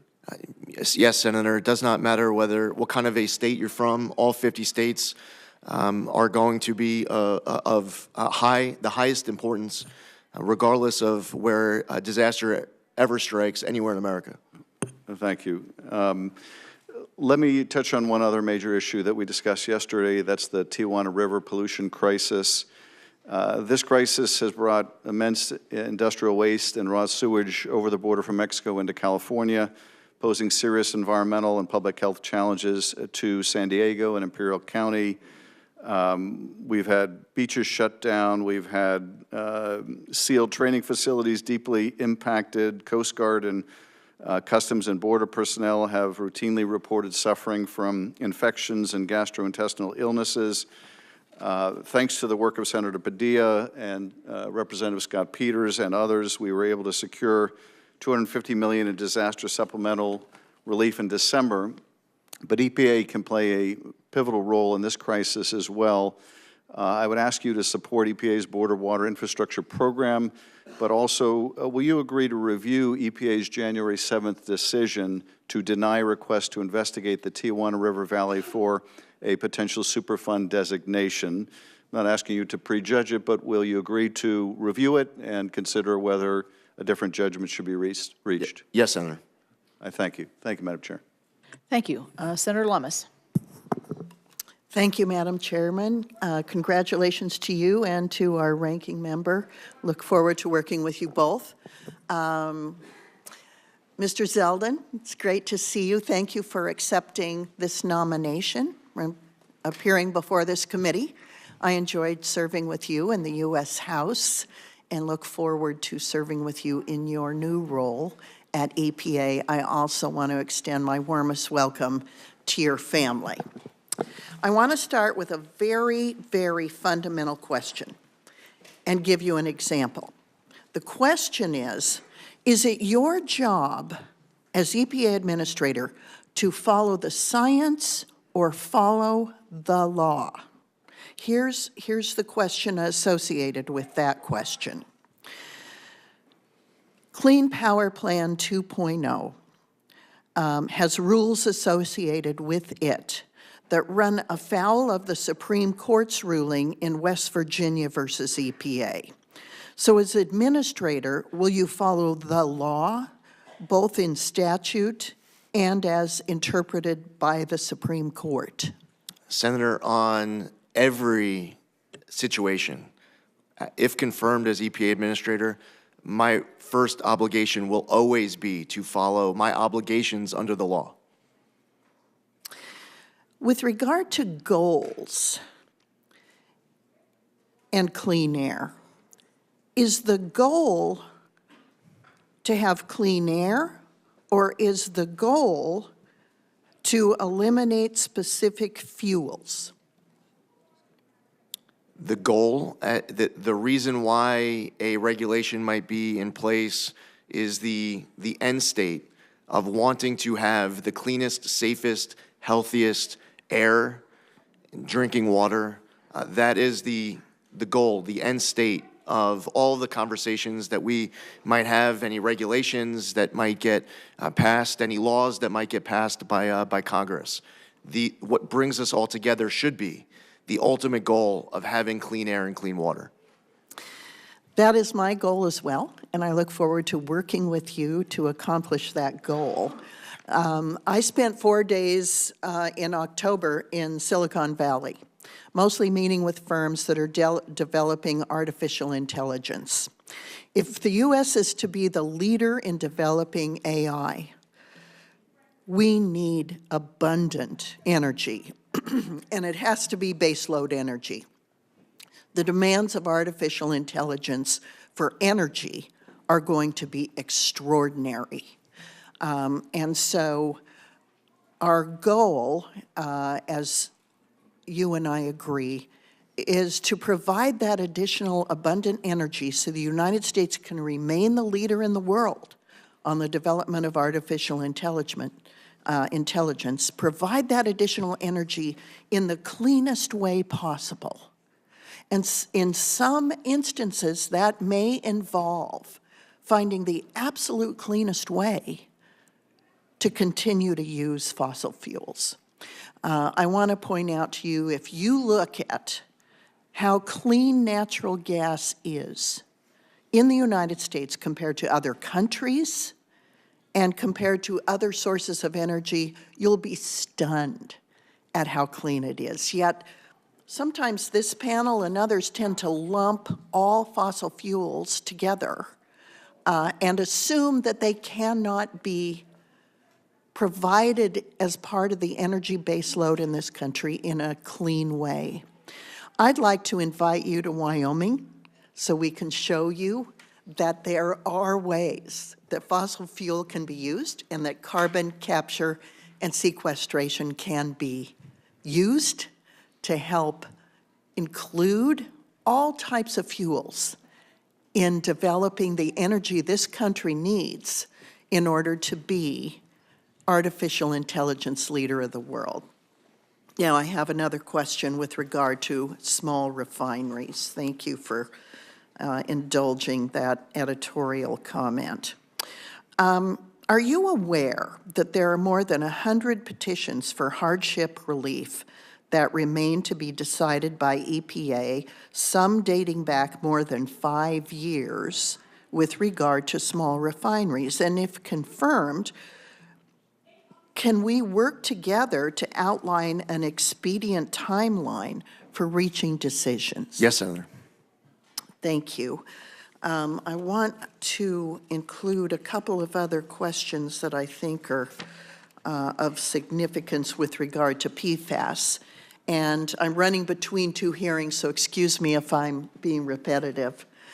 Do you plan to ensure that EPA's policies are effective while protecting passive receivers from lawsuits and consumers with unreasonably high utility bills? And let me explain here.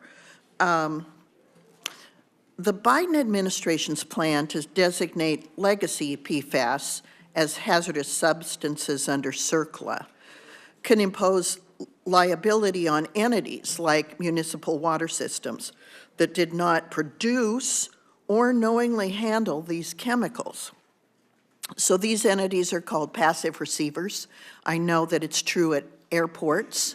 They have PFAS issues as well. And so these passive receivers are now vulnerable to lawsuits that literally could bankrupt small local governments across the nation.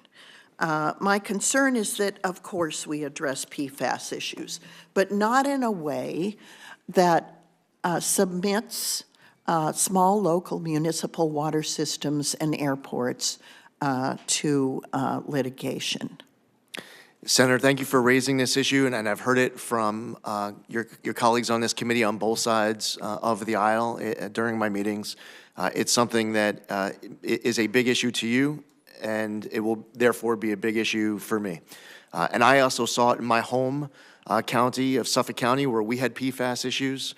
The passive receiver issue is something where it could get passed down to the consumer, where they end up paying for the cleanup costs in a way that we need to be cognizant of at the EPA.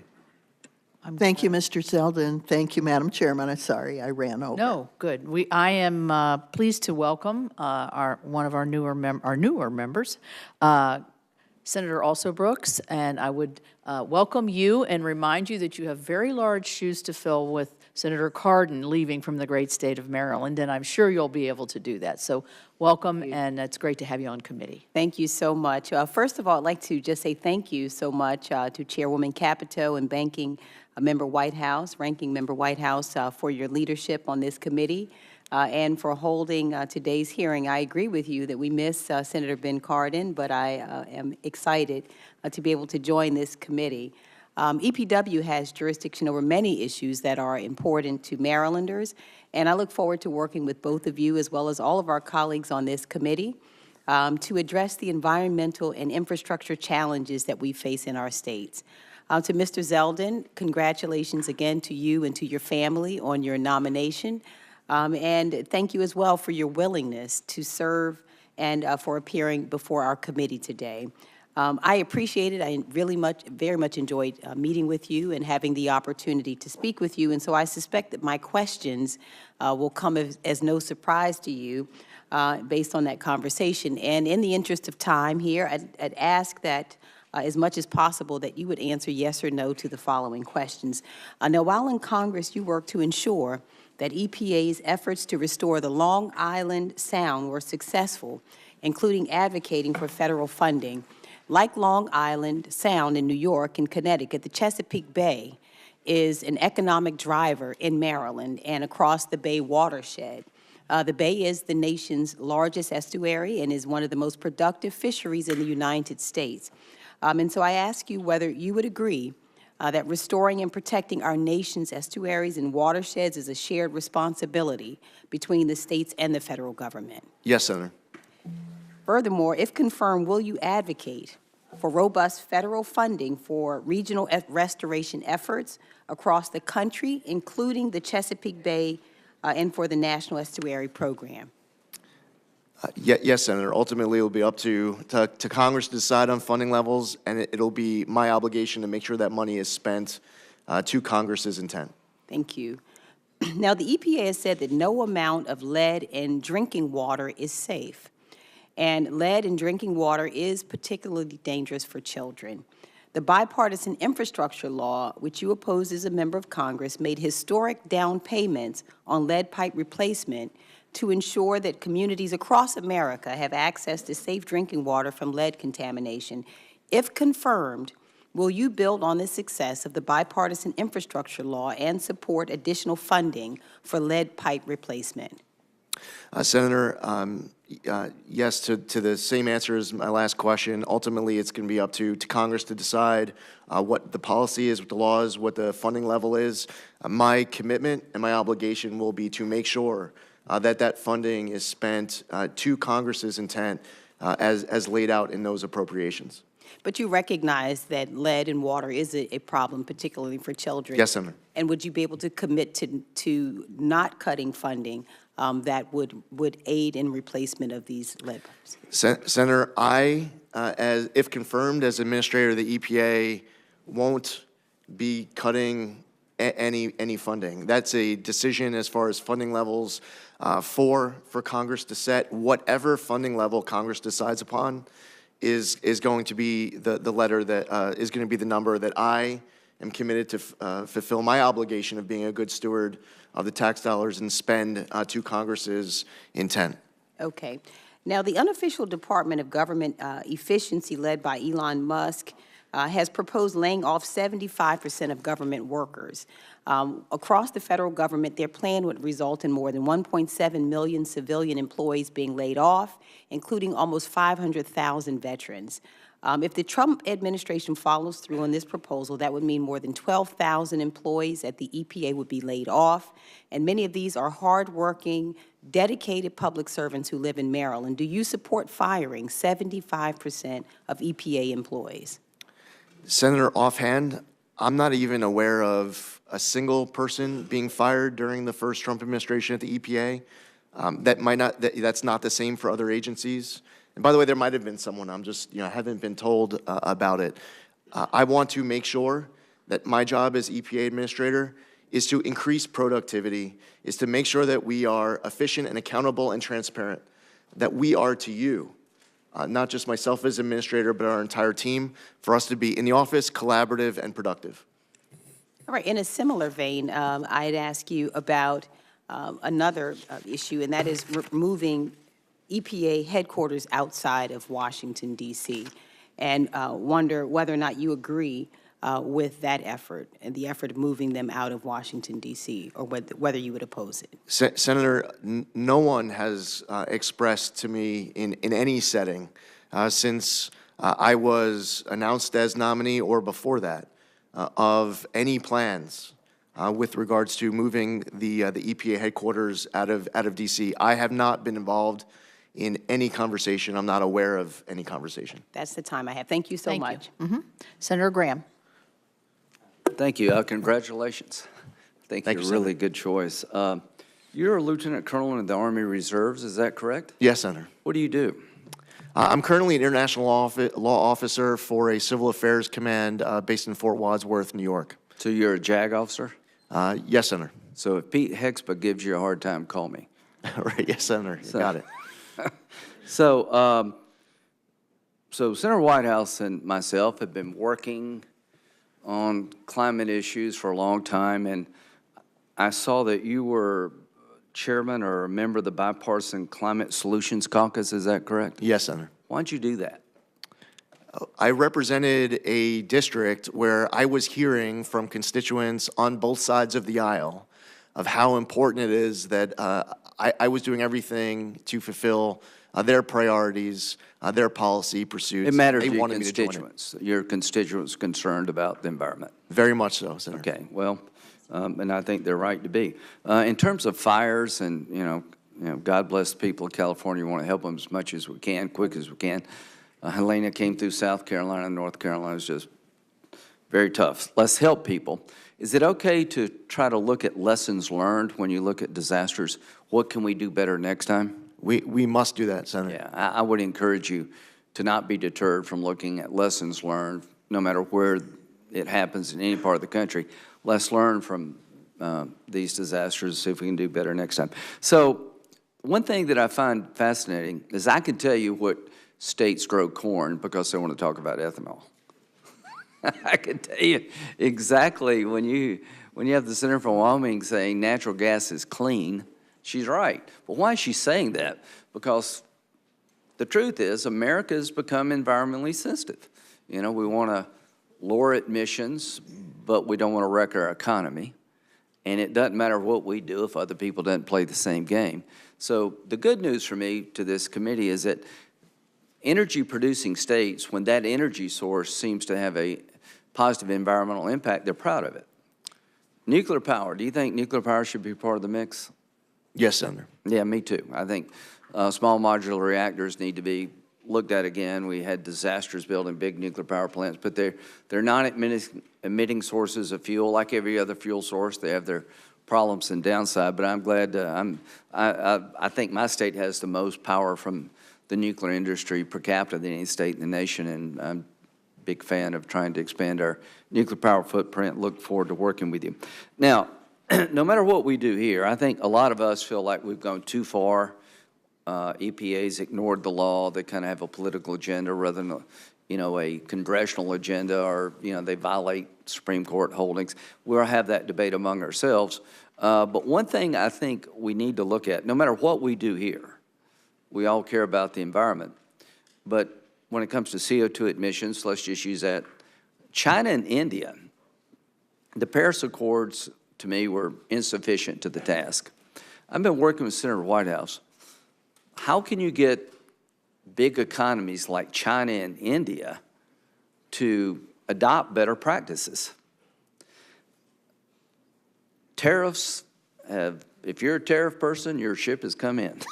We have tariffs on everything and everybody, apparently.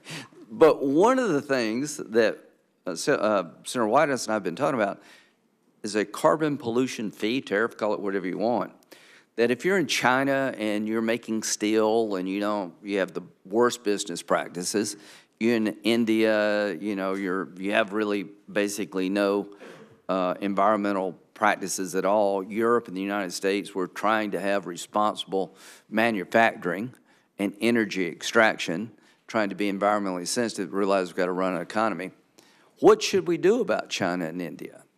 Do you like the idea, or at least you open-minded to the idea, that people who basically use unsound science, reckless environmental policy, maybe it's time for them to pay a fee?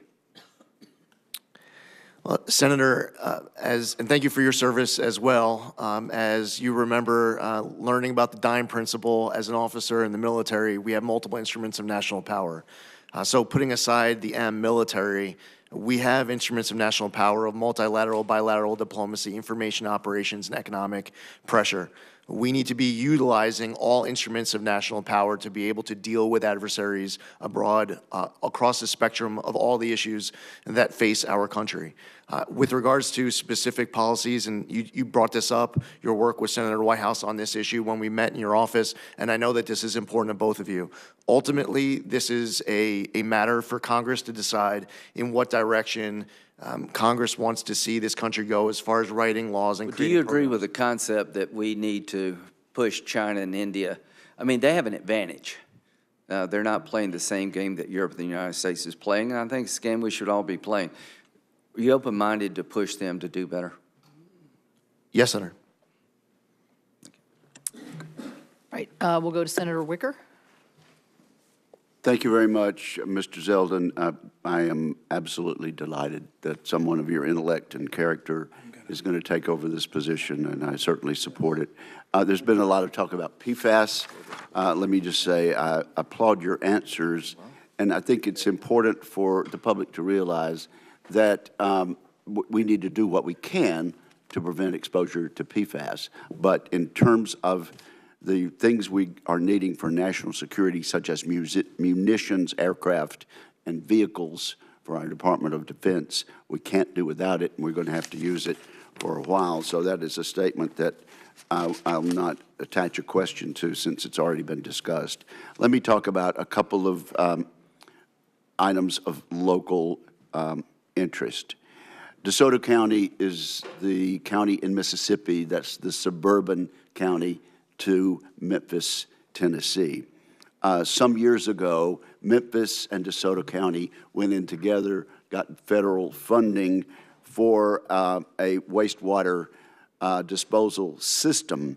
As DeSoto County has now exploded in population and is now 200,000 people, the people of the city of Memphis decided that we were taking too much capacity and that DeSoto County should go it on its own, and went to a federal court, and perhaps a Tennessee judge saw it the way that Memphis was looking at it anyway, ruled that DeSoto County's got to get their own wastewater system and do it in a hurry. Happy to do this, but the federal government having told us that we have to do it, we're going to need some help.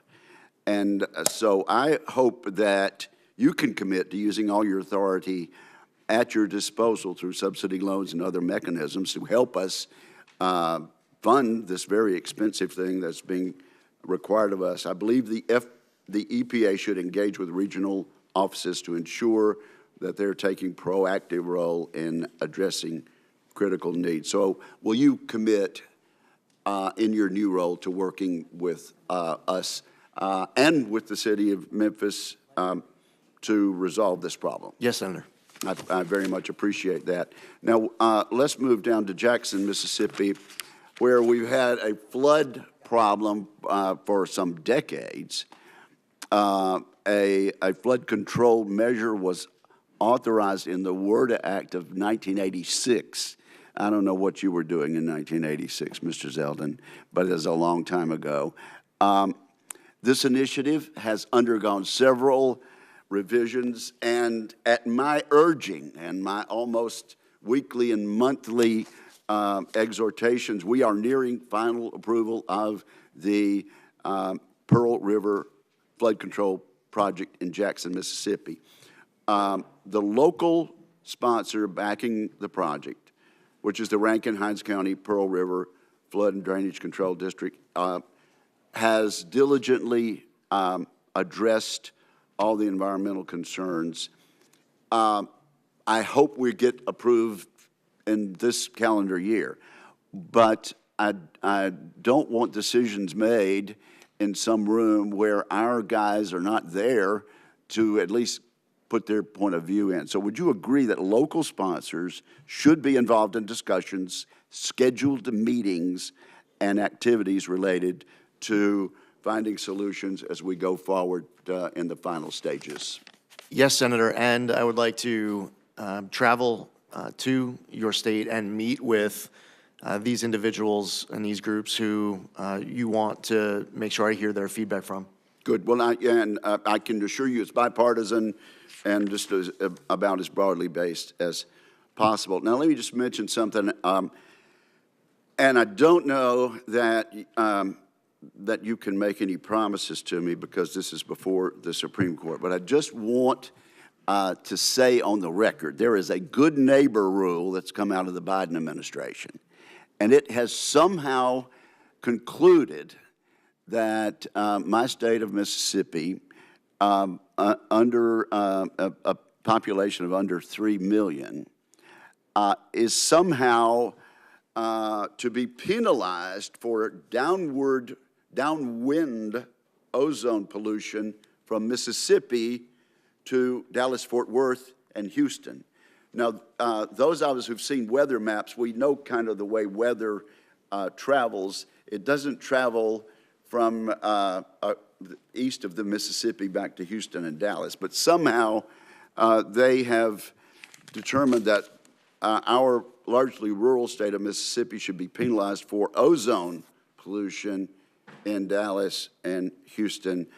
The Supreme Court's looking at it. I don't think you can comment on it. I hope we can rescind the rule entirely, but I just want you to be aware of how utterly absurd the federal government has been with regard to this good neighbor rule. Understood, Senator. Thank you very much, and thank you, Madam Chair. Certainly. Senator Padilla. Thank you, Madam Chair. I think you need your microphone, sir.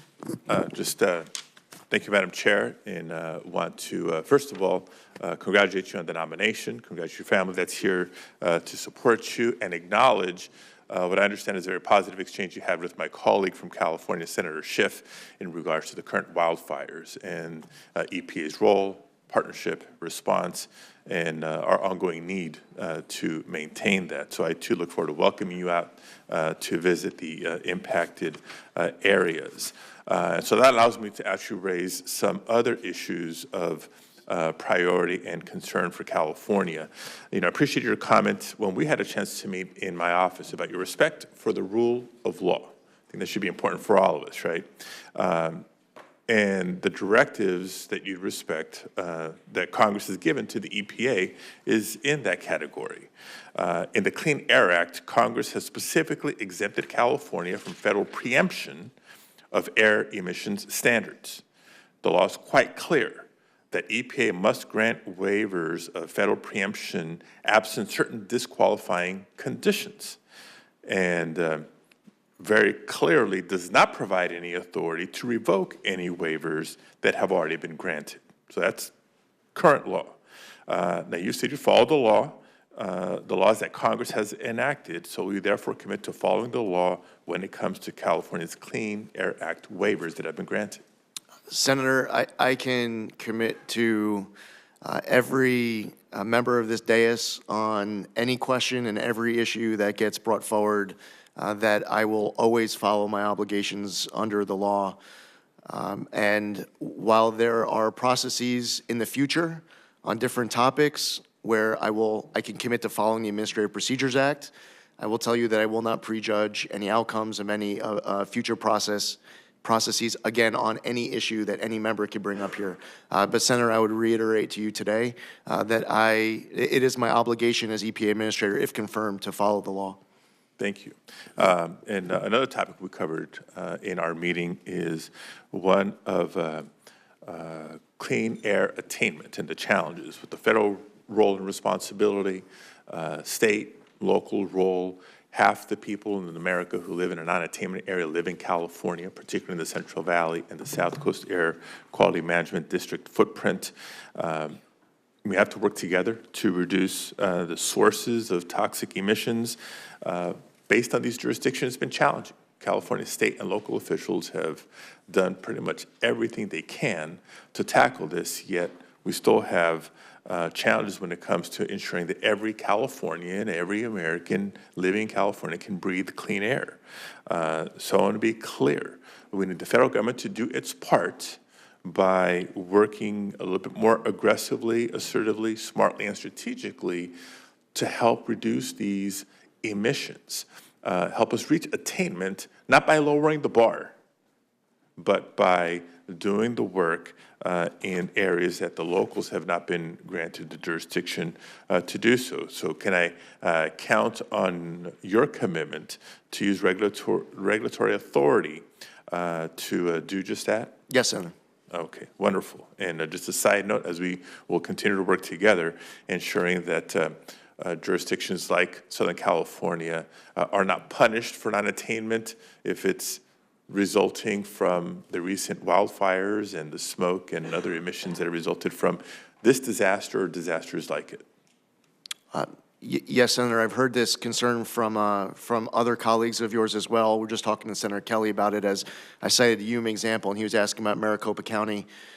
It is important that we have common sense, pragmatic policies that are being pursued to address issues just like your concern. Yeah, to your point, and I'm glad Senator Kelly brought it up, these concerns about fires and their impact, not just the short-term devastation, but the longer term when it comes to public health, when it comes to air quality, is not unique to California. I mean, California is in the news right now, but throughout the West and beyond because of our changing climate and weather patterns.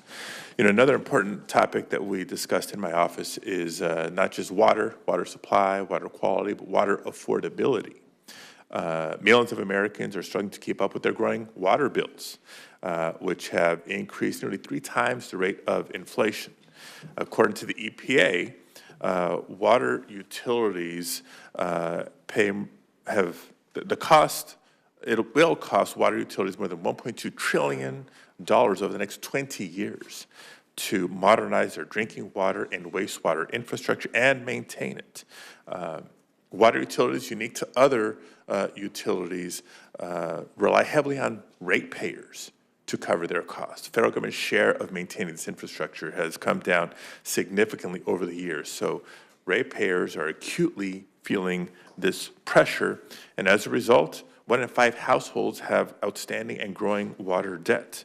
The national water affordability crisis affects both urban and rural communities. So it's not a rural versus urban, blue state versus red state. It is across the board. I shared with you the idea of replicating the LIHEAP program. We have a low-income home energy assistance program because you shouldn't have to freeze in the winter just because you may be low income. The same applies to having water. We know how fundamental water is for life and the economy. We've had a temporary water assistance program for low-income customers.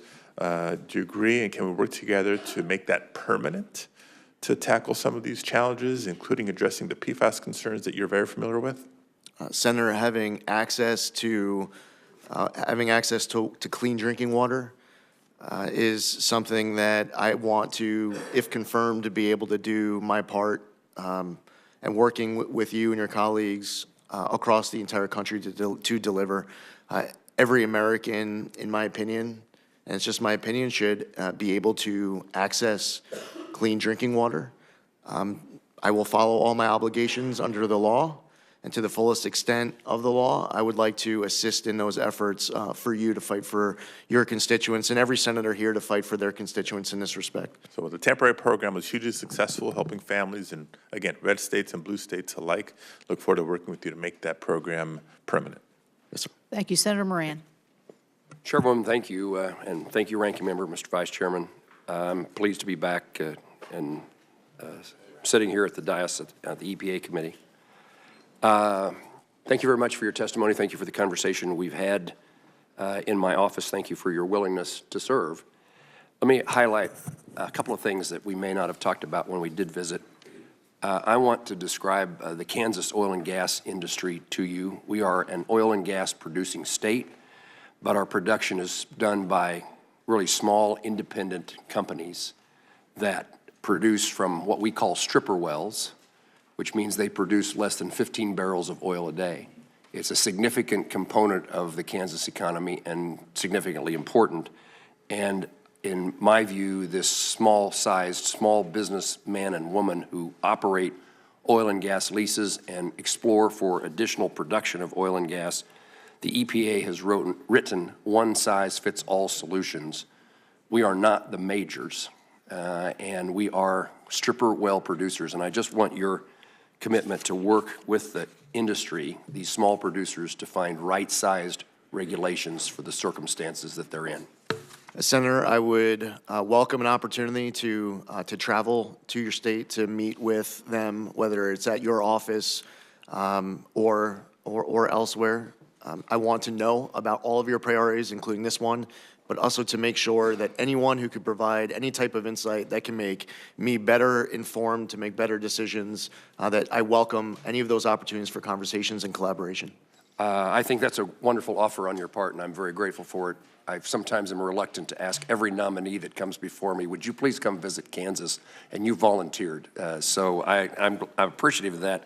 And I would tell you, I can't imagine the excitement, the opportunity that people in that industry would see to have the capability of talking to somebody with you, like you, directly in a state like Kansas. So thank you, and we'll get on your schedule, although you have to say once confirmed. So I look forward to that.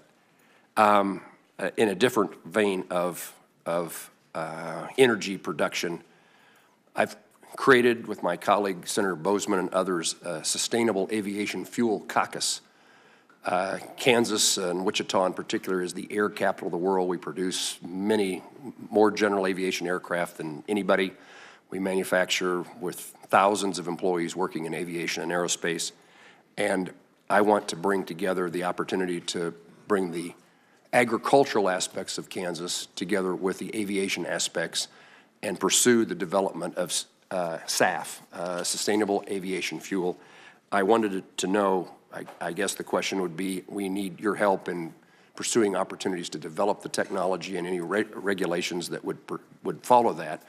And I suppose if you're coming to Kansas, we ought to introduce you to the people who are in the process of developing a new industry as the airline industry shifts itself from fossil fuels to, let me say that differently, from the fuels it uses today to sustainable aviation fuel produced by agricultural byproducts.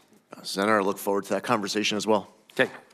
The state revolving funds, I don't know whether anybody's asked this question before, but it'd be a mistake for me. That clean water and drinking water state revolving funds are hugely important. I represent a lot of communities in which they are placed under significant requirements by the federal government, but they don't have the ratepayers. They don't have the number of users of water.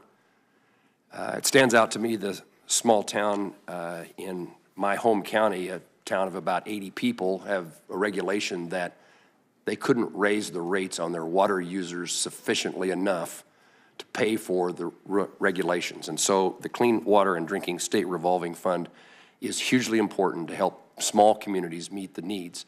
Many, if not all, want to meet those standards, want their consumer, their water purchaser, to have the cleanest, safest drinking water possible, and yet the rules are so unaffordable, they don't know where to turn. I'll work with you, and I just want to make sure that you would commit to continuing to support a robust funding. Yes, Senator. Ultimately, the funding level will be set by Congress. It will be my responsibility to ensure that I'm doing my part to fulfill congressional intent and being good steward of tax dollars so that I can report back to you on all sources of funding coming through the EPA. This specifically, I've heard from other colleagues of yours on this dais as a top priority of theirs, and therefore it will be a top priority of mine too. I thank you for that. I would also add that you should need to be a voice within the administration as the budget is prepared and OMB makes decisions in support for the fund as well. It's certainly true that presidential budgets are not irrelevant, and it's useful if we start with a robust number that is beneficial to the country. Last question I'll ask is, I'm interested in what our country's doing. I'm involved in the national security aspects of my time in the Senate involves those things. Is there any role for EPA to play in the critical minerals world? Yes, Senator. President Trump has expressed a desire of having an energy council. He wants there to be collaboration between different agencies of different levels of jurisdiction. That involves everything from permitting reform, which is one topic actually that I heard Senator Whitehouse reference earlier in his opening remarks. I believe that it is important for agencies to be working together, regardless of whether we are the lead agency or we have a different role to play of following another agency. But I look forward to any collaboration working with other agencies to do EPA's part. Congressman Zeldin, thank you for taking my questions and responding. Thanks, Senator. Thank you. Last but not least is someone who also has some big shoes to fill, as the former chairman of this committee was from the great state of Delaware, but I know that Senator Blunt Rochester is well up to the task, and we welcome her to the committee and welcome you to the questioning. Thank you. Thank you, Madam Chairwoman, and thank you so much to you and the ranking member for the warm welcome. I'm excited to be on this committee. Senator Carper and I wear different types of shoes. I wear pumps.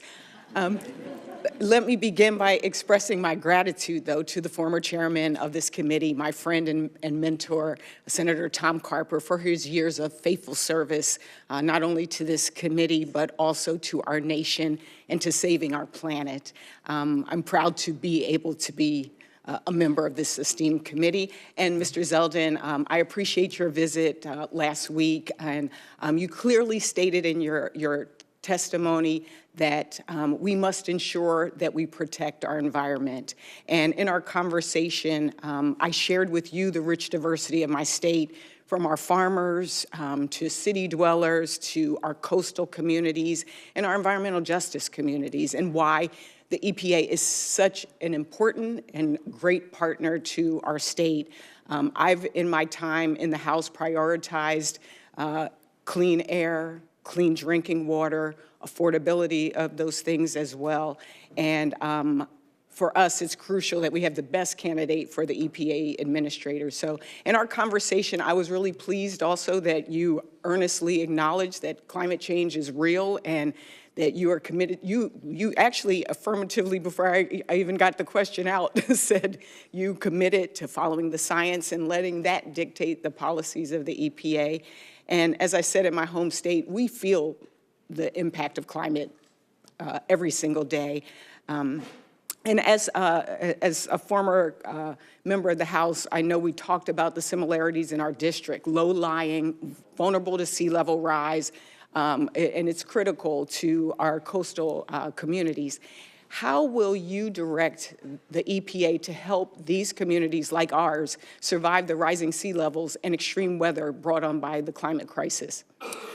Senator, this is a topic that involves multiple agencies working together.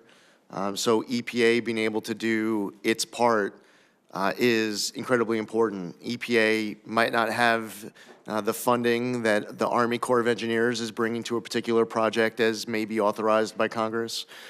The Department of Interior might be working on a particular aspect of this under its jurisdiction. The collaboration between agencies is critical.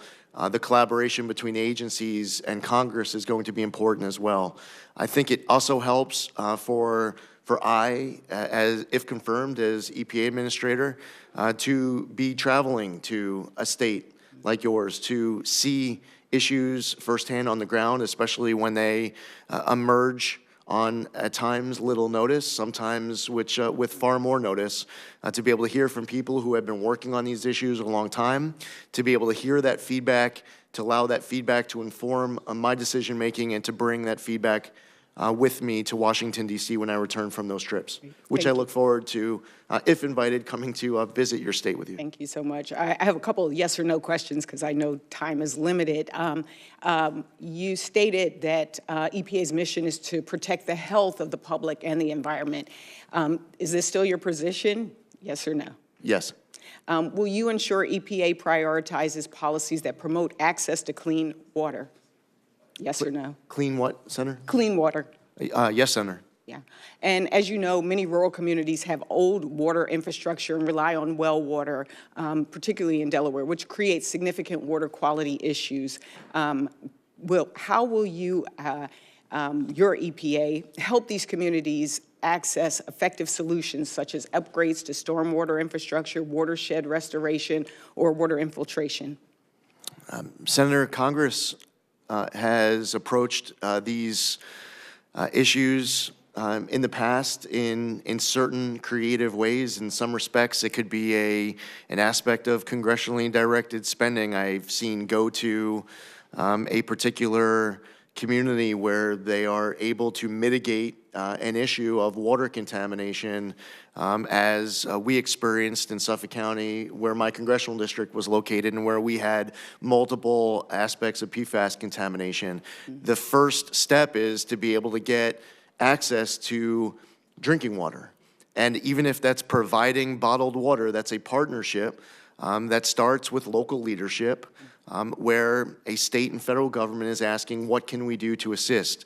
What's important is long-term mitigation. And what is so frustrating to the American public is when they see these issues lasting for 10, 20, 30 years and the ball's never moving in the right direction. I look forward to doing my part to work with your local communities to get these issues mitigated to whatever extent I can help. You actually brought up for me something that was personal. We have communities that did not have access to clean drinking water in our state, and so it was important for us to work on that revolving state water fund, getting that water to those communities, but also the water affordability. And Senator Padilla mentioned the work on the LIHEAP for low-income for water programs. I led that charge in the House side and would love to continue working, again, to make this a permanent program for those families. I will yield back, and hopefully we have a second round of questions so that I can ask about soot, particulate matter. Thank you, and I yield back. Thank you. And this does end the first round. I would say we had full participation in the committee, which we're going to expect at every meeting, right? And I am very pleased with that. I also, in the interest of not wanting to hurt a new member of my committee, neglected to welcome Senator Moran as a new member of this committee. So, well, a returning, well, that's why I didn't say anything, because you're returning. In any event, I didn't want to chance those hurt feelings, since mine have been hurt all day by denigrating my mountains, but we won't get into that any longer. So we're going to go to second round, and we'll do it in the same order as the folks that were here. Before I begin my round, I would like to put into the record a January 3rd support letter from the former chairman of the Suffolk County Water Authority, which states, the EPA requires strong leadership that balances the complexities of environmental protection with the practical needs of communities across the country. Mr. Zeldin's track record on Long Island exemplifies his ability to lead with compassion, decisiveness, and a clear focus on results. He has already shown his dedication to the values that the EPA upholds, and I'm confident will continue to champion these priorities on a national scale. And I ask unanimous consent, which I'll grant myself, to enter this into the record. I would say there are always no better advocates than our local advocates who actually work with us all the time, and obviously you have a very strong constituency there. I'm going to ask quickly just a couple questions. Class 6 wells, which are used to inject carbon dioxide into deep rock formations, advancing carbon capture and storage technologies, obviously very important to my state. We provided EPA funding through the IIJA for to have the EPA grant state primacy for Class 6 wells, since they constitute a different aspect of permitting. And to date, only 3 of these states have been granted Class 6 primacy. And the EPA has 150 permit applications pending for approval. We have 3 Class 6 well projects under review, and the proposed final action granting West Virginia our state primacy was published in the Federal Register on November the 25th. This is going to be very important to us, as we had testimony last year that the North Dakota, who has primacy, was able to permit, I think, 7 wells in a short period of time, whereas the EPA, as they were trying to permit under their federal authority, it took them over many more years the time to permit just 3. So you can see how those who, again, who are closest to the situation have the ability to make good decisions. So will you prioritize the timely completion of West Virginia's Class 6 permitting process and work with me to ensure that the EPA is a resource rather than a barrier in this transition? Yes, Senator. Thank you. You mentioned permitting, and I was very pleased to hear Senator Whitehouse mention permitting reform. We've had lots of stops and starts over the last probably 2 to 3 years on this very issue, and it's holding up construction of critical energy, manufacturing, infrastructure, transportation, doesn't matter what kind of energy, renewable energy, pipelines, whatever. So we need to make it easier to build in America. I believe that's President Trump's vision as well, by modernizing and streamlining our environmental review and permitting processes. Congressman Zeldin, what opportunities do you see for EPA to be able to establish more efficient and predictable permitting processes, in addition to working with all of the other agencies that play a part in this vital these vital decisions. And Chairman Capito, that last part of your question is key for different agencies to be able to work with each other, collaborating with each other, and also for agencies to be able to collaborate with Congress on any opportunities that Congress sees to pursue permitting reform as well. As far as EPA jurisdiction goes, we see a role of the EPA, for example, as it relates to environmental impact statements. There are different issues where there will be opportunities for the EPA to follow its obligations under the law. There's a possibility that Congress might choose to make changes to the law on items that are under EPA jurisdiction. I would look forward to doing my part to make sure that the EPA is not holding up any opportunities to be able to pursue sound applications that otherwise would be and should be approved. Yeah, I think a lot of times in the public domain, permitting reform means to certain people skirting the rules or breezing through environmental reviews without really taking them seriously or actually having them science-based, as we've talked a lot about today. That's not what permitting reform means. Permitting reforms means make these environmental, clean air, clean water rules and other agencies work together and work so that we are getting the right result of clean air, clean water, but we're able to move forward. And so I look forward to that. Here's another West Virginia issue very quickly, and it's the Muddy Creek Restoration Project. It's 19 miles of waterways that has acid mine drainage. And West Virginia went about in coordination with the past Trump administration, and it was initially championed by the Biden administration to deliver real results in cleaning up this area of our state. It was a true win-win. The Biden administration, for some reason, which we can't figure out, flip-flopped on this, and they just started putting more burdensome, costly, and a much, much slower cleanup process. So you're still having your acid mine drainage while we're getting hung up here. It threatens projects like Muddy Creek and discourages other communities from pursuing similar efforts to achieve real environmental remediation and benefits. Will you commit to me, working with me in the state, to try to reverse these counterproductive changes and cut the red tape and restore this for more cost-effective but also better environmental results? Yes, Chairman Capito, I know how much of a priority this is. You've been outspoken on this issue. It's my commitment to work with you as soon as, if confirmed, as soon as I'm in that position, I'd welcome that opportunity. Thank you. Senator Whitehouse. Thank you again, Chairman. Mr. Zeldin, I have something of a life experience PhD in fossil fuel pressure politics, and they'll be coming after you hard, and they'll be feeling very entitled based on their political spending toward a Trump victory. I have two questions when you're faced with that. The first is that prominent voices in Trump world have been saying that it is important to traumatize EPA's workforce to drive them out. They've been saying that it's important to cut EPA's workforce by 2/3 or more, not just Washington, but the field, the entire organization.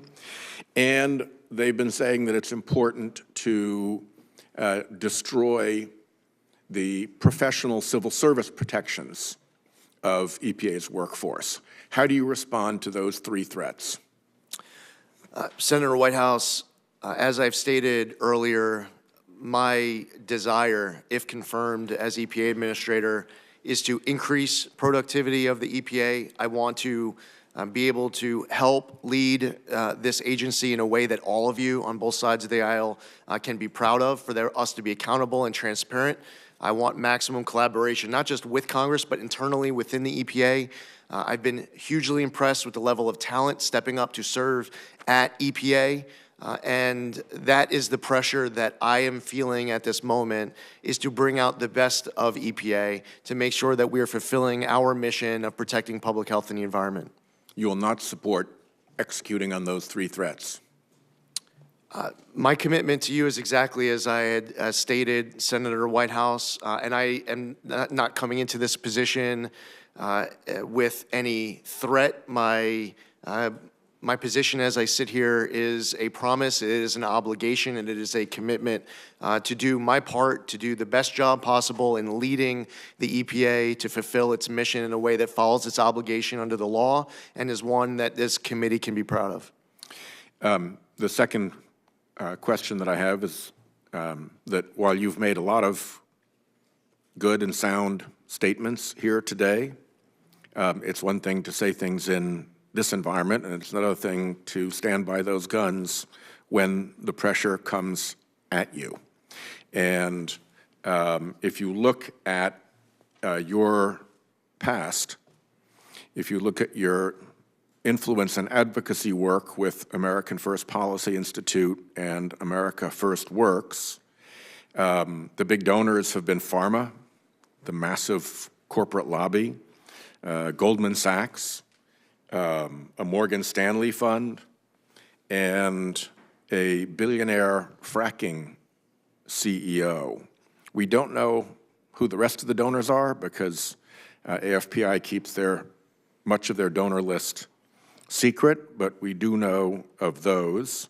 Your fellow board members at America First Works include the billionaire CEO fracker, the former CEO of the Texas Public Policy Foundation, which I view as a very significant player in the fossil fuel-funded climate denial armada, the successor to that Texas Public Policy Foundation CEO, and a third individual called the Chief of Intelligence and Research at that same, in my view, climate denial front group.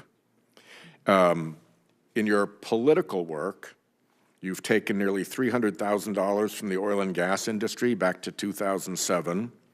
You've had large campaign support from Coke Incorporated, which gave a total of about $60,000 when you count up all the contributions to PACs and campaign funds. David Koch himself maxed out to you, and Koch PAC gave $20,000 to your Lee PAC. In the wake of being so surrounded with so much corporate and fossil fuel influence, I want to give you two opportunities. One is to answer to me now, how is it that you will be able to separate yourself from the influence of these people and these interests when they come demanding things that they think they've earned politically? And I'll also turn that into a QFR so that you can, with a little bit more basis for reflection, make a more complete answer. So with that, over to you for your response, sir. Senator, I don't need any extra time for reflection on that one. There is no person who has ever provided any level of support to me or anyone else who has any special influence with me. When I was in the Army, I wore around my dog tags the 7 Army values. The acronym is leadership: loyalty, duty, respect, selfless service, honor, integrity, and personal courage. It is important for me to have always been able to approach this position with a clear conscience to make decisions that I can live with for my entire life. There is no dollar, large or small, that can influence the decisions that I make, who has access to me, and how I am ruling in my obligations under the law. Senator, I'm happy to enthusiastically answer that question on any day on the spot, and I would never need any extra amount of time of reflection. Well, good luck standing up to these guys, because they're going to come at you. Thank you. I understand that a 5-minute break would be in our best interest. Would you like to do that now, or you want to keep going? Yeah, I'll take 5, I guess. Thank you, Senator. Okay. Thank you, Chairman. We'll come back in 5 minutes. Is that 5 minutes or a real 5 minutes? I run a tight ship, remember?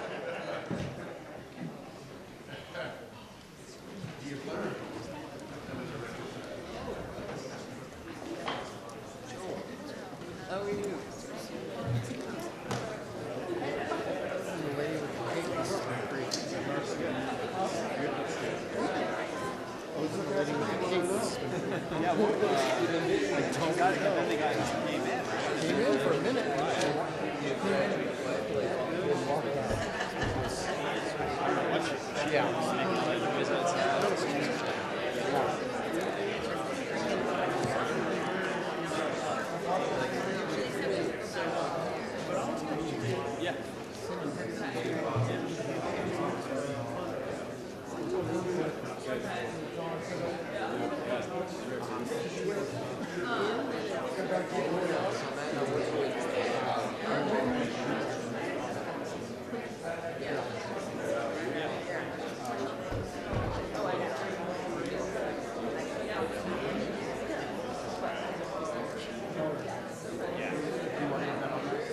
so they had sort of a couple of roads in town that kind of specialized in these practices.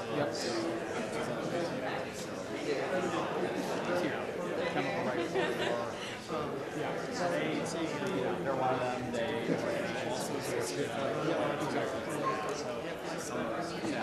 we work with them on some things. They kind of, so it's like not always on the same page, but folks that are, are you going to be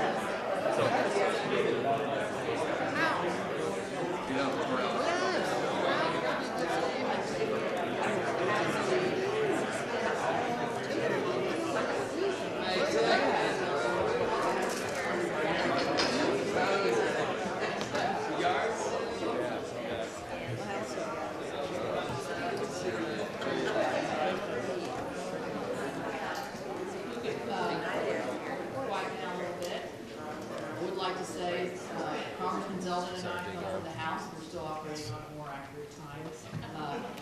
It was 12:37, it's now 12:32. We're good. Next we have Senator Zeldin. Thank you, Madam Chair. Congressman Zeldin, you're doing a great job. And your opening statement was really good. I really appreciate it. Look, there's been a lot of railing against the hydrocarbon industry. I think the facts are the hydrocarbon industry is lifting more people out of poverty, continue to do so than any major industries in the world is doing that. But they're also been a major contributor, never gets talked about, with regard to our leadership on global emissions. Leadership. So that, Mr. Zeldin, take a look at that chart. Has been fact-checked to death because the far left hates it. But this is what Senator Ricketts was talking about earlier, about American innovation. This is what Senator Graham was talking about earlier. There's some people who are working hard on reducing emissions, countries, and there are countries that aren't. Senator Graham mentioned China and India. He's exactly right. You never heard this from John Kerry, but the leader in the world in the last 20 years on reducing global emissions was the United States of America. Okay? The bad guys, in terms of emission increases, look at China, through the roof.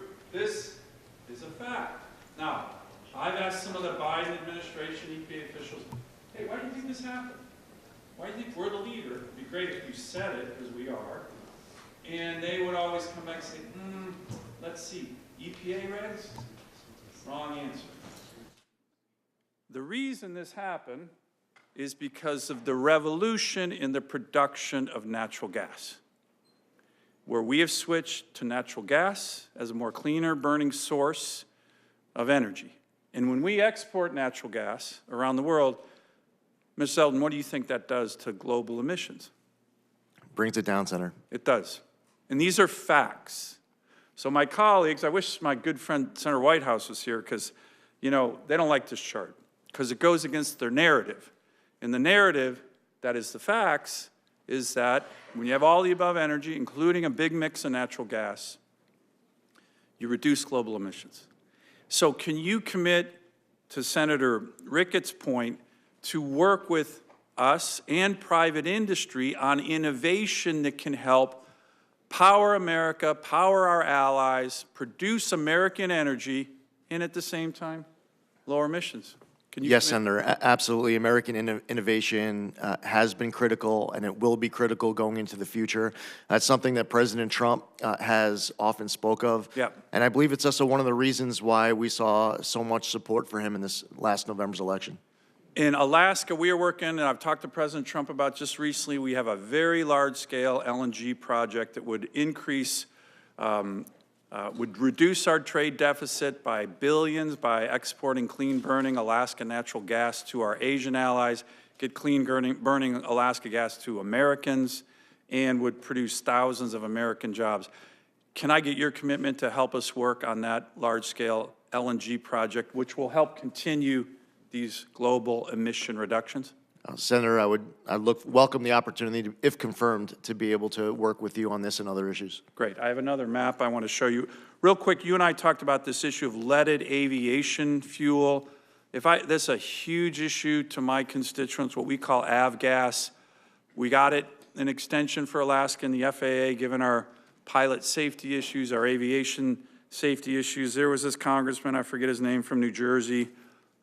He tried to limit this. My view, he should be more focused on cleaning up New Jersey than worrying about aviation safety in Alaska. Can I get your commitment to work with me on this avgas issue as we discussed in my office? Senator, as I gave you my commitment then, reiterate it here today for all your constituents to hear. We had a very long, substantive conversation on a lot of topics that you're fighting for Alaska, and I welcome the opportunity to be able to work with you on all of that. Great, thank you. Let me give you one final map and one final question. It's a little complicated. This is the American Medical Association study on life expectancy changes in America, okay? This was from 1980 to 2014. Purple and dark blue, that's where life expectancy changes happen the most, okay? Up to 13 years. Unfortunately, you see yellow, red, certain places there was a life expectancy decrease. That's mostly the opioid epidemic. My state led this. It led it because Alaska Natives, which is where most of these communities are, over about 20% of my population, started at a real low level. Real low, lowest life expectancy. Then what happened on the North Slope, what happened out in the Aleutian Island chain, what happened in the Northwest Arctic, Burrow, resource development happened. Oil and gas happened. Open up fisheries happened. Resource development happened. And people's lives increase on average by up to 13 years. So here's my quick issue. This is a matter of life and death in my state. And the indigenous people in particular, who I care deeply about, have benefited tremendously from resource development. President Biden comes in with his Secretary of Interior. She doesn't listen to Native people. They issued 68 executive orders to shut down resource development in my state, which is going to hurt people, hurt their life expectancy. So when we talk about all this stuff about, oh, we're against resource development, oil and gas, from my state, from my constituents, this is a matter of life and death, and it's brought gymnasiums and health clinics and water and sewer. So can I get your commitment to work with me on these issues, on resource development that benefit the Native people tremendously of my state? The Biden administration is talking about, oh, environmental justice. This is environmental injustice when they shut down Alaska Native communities' opportunity to develop their resources. And, you know, their focus on minority communities, I think that's great, but they've had a big asterisk during 4 years of Biden and Secretary Haaland, not for Alaska Natives. And it's an outrage. This helps my communities, and can I get your commitment to work with the Alaska Native communities, indigenous communities of my state on this issue, on the other issues you talk about, contaminated lands, water and sewer. We have communities that don't have clean water and flush toilets. I really want your help on this. We didn't get the help from the Biden administration. They talked the big game, communities of color. They didn't care about the Alaska Native communities, and I need your help on this. Understood, Senator. You have my commitment to work with you on this. Thank you. Thank you, Madam Chair. Thank you, Senator Kelly. Thank you, Madam Chair. Mr. Zeldin, I want to discuss another issue with you that's affected the western United States significantly, especially Arizona on the Navajo Nation, and that's the issue of abandoned uranium mines. We have about 500 of them. The nation's been working to clean up these mines for decades now, but the bureaucratic process of the Superfund law has meant that very little progress has been made on this, and it contaminates water, and just the radiation itself causes cancer. One step which was taken during the last Trump administration was to establish a regional office called the Office of Mountains, Deserts, and Plains, which would focus on cutting through the bureaucracy and accelerating the cleanup of mines in the West. Senator Lummis and I introduced legislation last Congress, which passed this committee unanimously, called the Legacy Mine Cleanup Act, which would authorize the creation of the office and accelerate mine cleanup across the western United States. So will you commit to having your team review the legislation quickly so we can then incorporate EPA's feedback before we introduce the bill this year? Yes, Senator. And will you commit to ensuring the issue of abandoned uranium mines remains a priority for the EPA? Yes, Senator. Well, thank you for that. And then one final thing I want to discuss with you is, and I know you've spoken about this during the hearing already today. I was not in the room, but my understanding is you talked about PFAS. And as we discussed in my office last week, groundwater is the backup source of drinking water for both Phoenix and Tucson. And it's in an aquifer mostly under the city of Tucson, where Gabby and I live. And this has become more critical, this backup water supply, as the drought conditions in the West has worsened. But especially the groundwater under Tucson in those aquifers have been contaminated with growing PFAS plumes. And the city had to shut down nearly 30 groundwater wells because the water exceeded EPA's drinking water limits. And to date, the city has spent more than $71 million on remediation costs and are in negotiations with EPA Region 9, with the Air Force, with the state, with Tucson Airport, and other private parties to resolve this. And throughout this process and spanning across presidential administrations, EPA Region 9 has been a consistent partner in addressing these challenging issues. So, Mr. Zeldin, if confirmed, will you commit to working with my team and the city of Tucson to address the Tucson PFAS contamination? Yes, Senator. So thank you, Mr. Zeldin. Thank you for spending the time. I know this has been a long process and a long hearing. It's great seeing your family here, and look forward to having the opportunity in the committee and eventually on the floor for the vote. Thank you. Thank you, Senator. Thank you. Senator Ricketts. Thank you, Chairman Capito, for having this second round of questions. I appreciate it. And Congressman Zeldin, presuming that you get confirmed to be the EPA Administrator, you're going to have to work to reestablish the credibility, reestablish the trust for the EPA, and that's going to involve a process of transparency and good faith action on the EPA's part. Part of what I expect you to bring back is accountability. President Biden's EPA had a $41.5 billion with a B, program to carry out EV mandates and environmental justice. How many additional dollars went to the Inspector General's office to conduct oversight over those IRA funds that went out? Zero, none. Yeah, that's a problem when you're spending that kind of dollars. Can we have your commitment that you will look into this to make sure those dollars were spent appropriately, that the process was followed properly for all those dollars, and to make sure that any dollars that were not spent appropriately, in fact, Senator Capito and I actually had a press conference on how some of these dollars were being distributed, but if they weren't being distributed, you'll work to claw back those taxpayer dollars? Yes, Senator. Great, thank you. We talked a little bit earlier also about the EV mandate. Part of what this IRA dollars we're supposed to be pushing is this EV mandate. Of the 147 communities in my state that are classified as cities, 99 of them don't have a single EV charger. If you're living in communities like Bloomfield, Alliance, Valentine, you're 45 minutes from the nearest charging station. And in my state, EV adoption is like 2%, when nationally it's about 7%. And of course, the current mandate that the EPA is pursuing with their emission standards was to have 2/3 of all new vehicles being sold as EVs in the year 2032. That's just clearly not realistic. And again, as we discussed, we should allow American innovation to be able to help us reduce the impact on the environment, not have the administration pick one solution that they want to push. Do you commit to rolling back these out-of-touch mandates that are costly to Americans and dangerous to our energy grid, increase our reliance on our adversaries like the People's Republic of China?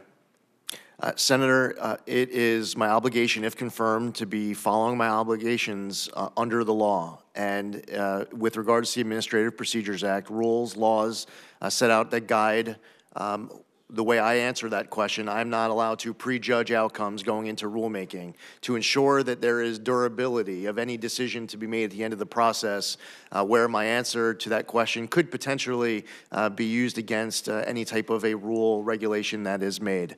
I will tell you that I have heard concerns from you and many others in this chamber of how important it is to look at rules that are currently on the books. I don't sit before you with any type of announcement I'm able to make of any rules that are going to change upon confirmation. I will tell you that I will not prejudge outcomes. However, it is my commitment to follow my obligations under the laws set by Congress, to look at laws, decisions that have been made by the United States Supreme Court, and to make sure that we are pursuing common sense, pragmatic solutions that make sense to you, that you can defend when going back to the constituents that you fight so hard for from your home state. So I look forward to the opportunity of being able to make you proud, being able to make this entire committee, the chairman, proud in hitting the ground running to do my part so that the EPA is being accountable to you as a senator and is accountable to your constituents as taxpayers and as Americans. Right. Well, thank you, Congressman Zeldin. One of the things we also talked about was certainty. We talked about it in the context of the RVOs.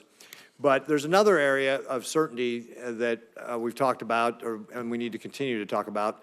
The Supreme Court's Sackett versus the EPA decision was a clear directive to narrow the scope of the federal jurisdiction on the Clean Waters Act.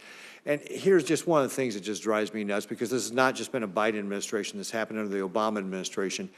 The Clean Water Act over 50 times says navigable waters. Navigable waters means you can put a boat on it and go someplace. That's the Merriam-Webster definition in really broad terms. Clearly out of scope of what the Congress's intent was. And the decision in Sackett was intended to provide clarity to producers. President Biden's WOTUS revisions have only confused it by talking about things like relatively permanent waters or unclear determinations on which waters are actually jurisdictional under law.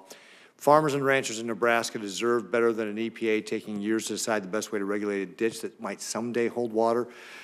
Do you plan on providing clear and durable waters of the U.S. guidance to producers as an administrator? Senator, I believe that it's incredibly important for the EPA to provide clear and durable guidance as it relates to waters of the U.S. The Sackett decision is easy to understand for any of those property owners in your state, yet still they have questions as it relates to the rules and regulations that are on the books. It should be as clear as possible so that your people can understand without having to go hire an attorney or someone else to assist them with compliance and definitions. Great. Well, again, I would just remind you that the Clean Water Act says navigable waters. It's a pretty plain English definition. Congress's intent could not have been more clear.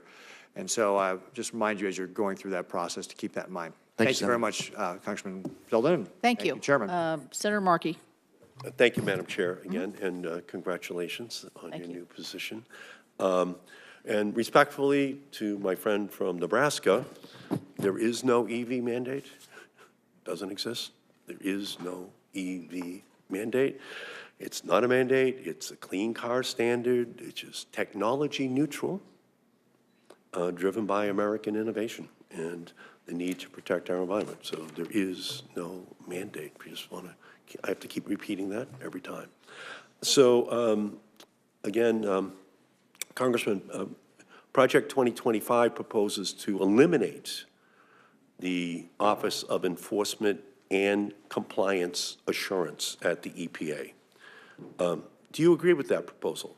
Senator, first off, I've never read any word of Project 2025. No, I'm not going to ask if you read it, but do you agree with the proposal to eliminate the Office of Enforcement and Compliance Assurance at the EPA? While that is something that I had never thought of before you're asking that question, no. It's an important function of the EPA, and we've had good extended conversations here about that topic during today's hearing, Senator. Okay, so again, that just prompted the question, and the answer is a very good answer. Thank you. On the EPA Clean Car Rule, it's projected to cut air pollution and prevent about 2,500 premature deaths in a single year. And over the life of it, it would obviously be tens of thousands of lives which are saved.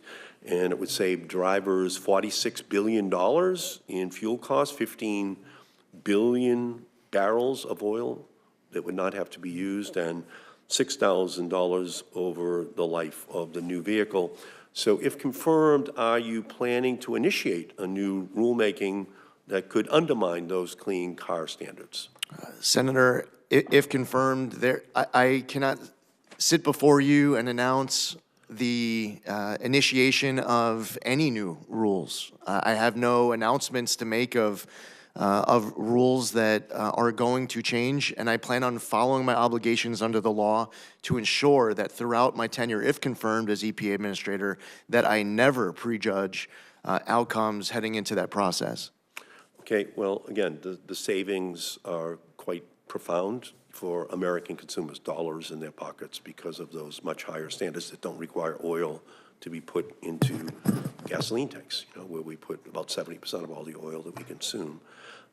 In September, RFK Jr., the Health and Human Services nominee, went on the Dr. Phil show, and he said, quote, it's glyphosate, which is the active ingredient in Roundup.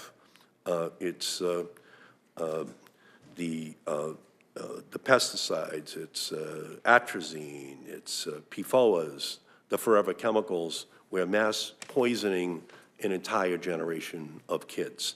Do you agree with that conclusion by RFK Jr. that these pesticides are mass poisoning the kids in our country?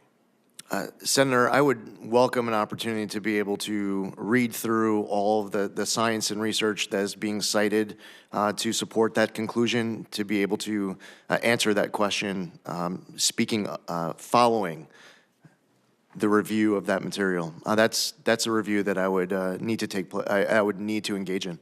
Yeah, it's obviously a very serious question, and it's one that hopefully would have the EPA working with HHS on a resolution of that issue. And in the 2.5 years since its passage, the Inflation Reduction Act has spurred the creation of 400,000 jobs and $420 billion in investment. 193 million of direct federal spending actually has gone to your former congressional district since 2022. So regardless of your stance on the bill back then, it did become law, and more than $68 billion has already been appropriated by the EPA from the IRA and the bipartisan infrastructure law. So are you going to ensure that EPA's ongoing implementation of grants, which have already been fairly awarded under existing laws like the IRA and the bipartisan infrastructure law, that they're not impeded or held up for political reasons? Senator, my commitment is to follow the law as it relates to so much of what's getting discussed during this hearing. That is the obligation that motivates me. I have to be prepared to sit before this committee and be able to answer questions as it relates to funds that have gone out the door, not just currently, but also in the future. It's important for me to get my hands, my head all wrapped around everything that's been going out the door. Senator, I was concerned when there was a video a few weeks ago of a political appointee at the EPA who was talking about how they were tossing gold bars off the Titanic to distribute billions of dollars before Inauguration Day on Monday. I don't know at all what grants were being referenced with that repeated comment.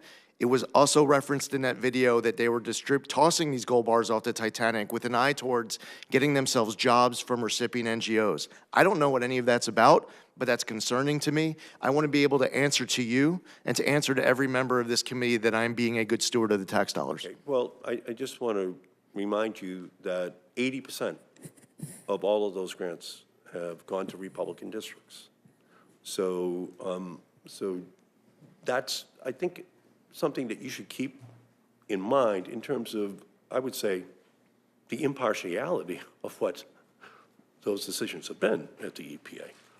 That's not just some ideological set of decisions if 80% of the money is going to red states. So I guess all I would say is I heard what you're saying, but I just hope you would resist the temptation to hold a witch hunt and to, you know, break out the torches and the pitchforks to go after all these programs, because I think they must have been pretty fairly, you know, given out if a blue presidency at the EPA, you know, led to 80% of the money going to red districts. So is that I just want a presumption of innocence from you in terms of the decisions that were made on Right. this. Yes, Senator. I just want to be able to account. I appreciate that, but I just need your Yes, Senator. Your assurance that you do assume that most of this was done fairly. Senator, I can only assume as I sit here, that upon review, that there will be, I will find out about all sorts of funding that went out the door that was following the law as written by Congress. All I'm saying is that I want to have the ability to sit before Chairman Capito, who's been very vocal on this issue, and be able to answer her question on a specific grant that she's spoken out about, or grants that committee members may speak about in the future. I just want to be in a position to account to all of you as far as the dollars being spent by EPA. I can only assume that there will be funding that will be, from that review, that will be in accordance with the law. So I'm going to go to Senator Schiff. Thanks. Thank you, Madam Chair. Mr. Zeldin, although California banned the installation of lead pipes in 1985, the average home in South Los Angeles is over 70 years old and more likely to contain corroded lead plumbing than other regions in the state. Lead in drinking water, particularly from old pipes and plumbing systems, is a significant public health threat, especially for children. Out of the 58 counties in the state of California, Fresno County has one of the largest numbers of children with high levels of lead in their blood. In 2016, nearly 14% of children tested in one Fresno neighborhood had reported high lead levels. 25% of schools in Fresno reported finding lead coming from their drinking water fountains. 40 homes had lead levels above the federal limit. In October, the EPA announced new final regulations requiring drinking water systems across the country to identify and replace all lead pipes within 10 years. Will you continue the EPA's work to help local communities like those in Fresno and in South Los Angeles replace lead pipes, particularly in many of these communities that are historically underserved? I'll look forward to that opportunity to work with you, Senator, on this issue. The EPA administers 12 geographic programs, longstanding geographic-specific programs that help protect local ecosystems and communities from climate change, habitat loss, and pollution. Their efforts to add the Salton Sea in California, which is an ecological disaster, potentially paired with the Great Salt Lake, which has similar ecological and health issues, as part of EPA's geographic program designation. If successful, that would mean revenues that could be used to mitigate that environmental hazard in a very neglected part of the state. Will you pledge to consider adding the Salton Sea to one of these geographic programs? Yes, Senator. I know from our conversation yesterday just how important this is to you. I look forward to getting more familiar about this issue, and that certainly can be my commitment as I sit here today, that if confirmed, I would welcome that opportunity to work with you on this issue and see what I could do to assist. Thank you. Let me address a third critical issue affecting the health and well-being of millions of Californians, and that is air quality, not only in the aftermath of the ongoing wildfires, but also in the breadbasket of America. Unfortunately, we have some of the worst air quality in the nation, failing to meet federal health standards for both ozone and particulate pollution. This pollution directly impacts our families, our children, our communities. Last summer, residents of Fresno had just 10 days of healthy air, a stark reminder of the urgency of the situation. The EPA has long supported California's efforts to address this crisis through clean vehicle programs, regulatory actions, and strong enforcement. We have to continue this vital work, pushing for policies that protect public health and create a cleaner, healthier future for the San Joaquin Valley and all of California. Do you support investments like the ones that the EPA has made in the San Joaquin Valley to improve the quality of air there? Senator, to the maximum extent possible under the law that I, if confirmed as EPA Administrator, can assist on this and all the other issues that you referenced here today, I would welcome that opportunity to be able to work with you. As far as specific funding commitments, I need to make sure that I'm following my obligations under the laws Congress sets out as to how funding should be appropriated so that I can account to you afterwards. So moving forward, if there's any funding now and in the future that EPA has an obligation to distribute to help with this, I welcome that opportunity. It's possible that I might need to defer to Congress to be able to give me access to funding for investments in the future, if that's part of what you're referring to. Regardless, you have my commitment to work with you on this. I appreciate it. Finally, one of the things that I found most striking as I have traveled around the state in the last couple of years, I expected, coming from an LA district, to get a full indoctrination on water and the competition between the cities and the farms over water, and I did. But what was more striking to me was just how many tens of thousands, if not hundreds of thousands of people in places like the Central Valley can't drink their own water. And here I'm not talking about lead, although lead is a problem there, but the flooding of dairy waste ponds into water wells, the depletion of the aquifers resulting in manganese, There are just thousands of people told you can't drink your water, you can't bathe in your water. A lot of these communities don't have the resources to address it, and I would, if confirmed, I would want to work with you to do everything we can to make sure that everyone in the state of California and indeed the country has access to good, clean drinking water.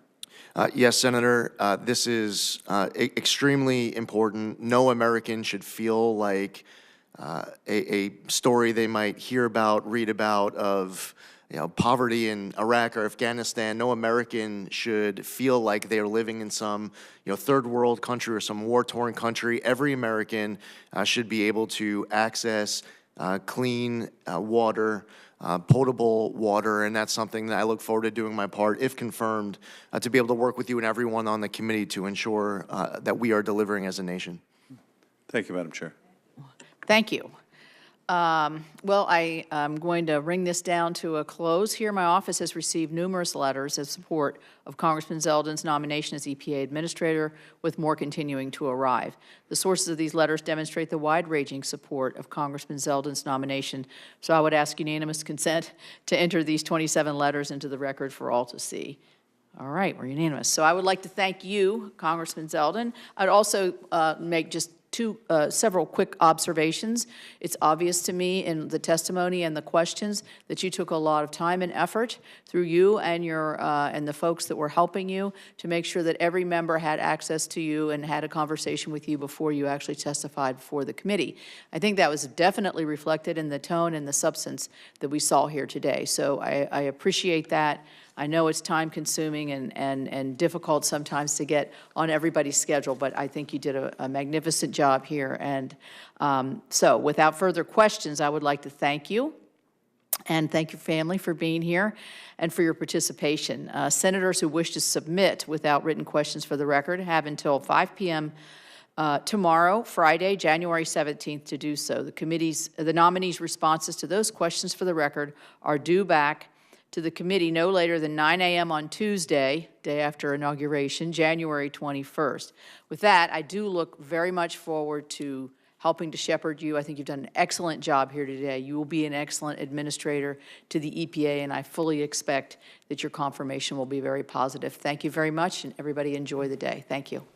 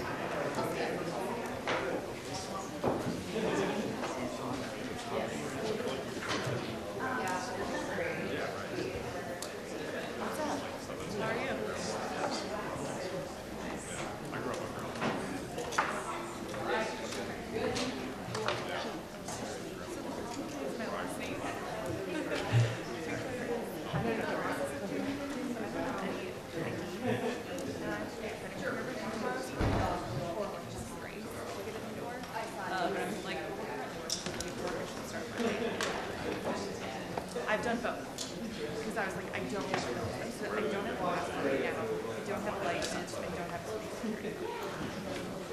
Yes, it's like changed with the social security.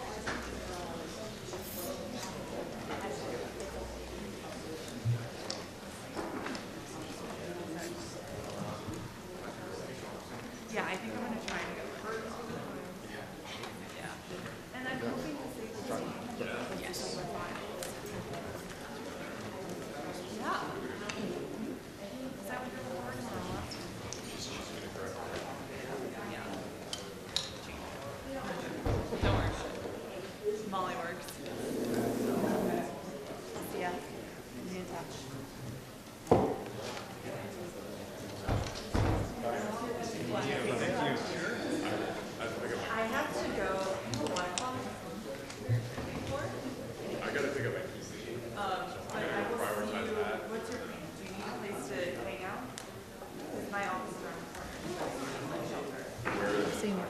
I'll take them in West Virginia. Right, on reliability? Yeah, Yeah. I was assuming that you were sort of alluding to the power plant being a problem, and sort of, but I wanted to clarify your remarks. Well, on I that. mean, I think the issue is affordability and reliability. And repeatedly over the last 4 years, as the Biden EPA has prioritized when they're looking at certain projects, that these have slipped. The reliability and affordability aspects of power generation have slipped to like number 3 and number 4, whereas climate is up here, environmental justice as important factors. And I think we have to be realistic here. We're going to have at least a 25% increase in demand between AI, data centers, and other things, EVs and other things. We have to be realistic about how we're going to generate this power, and that was the point of bringing that up. So will you be pushing for a rollback of the clean power plan? Oh, yeah. Oh, All right, everybody good? All right, thanks Heather. all, appreciate it. Thanks, Brent.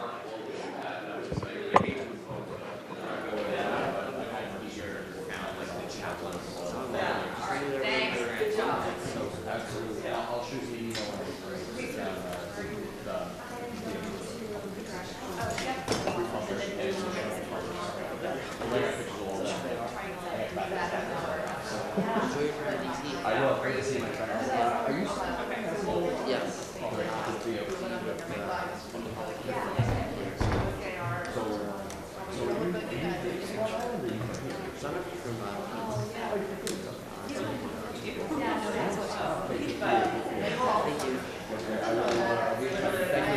Please tell them thank you. Thank you. Thank you. So much, Brent. What kind of cigars do you like? You don't do cigars? I was going to ask. No, please. And the great papers of Suffolk County, clearly. But, no, this was great.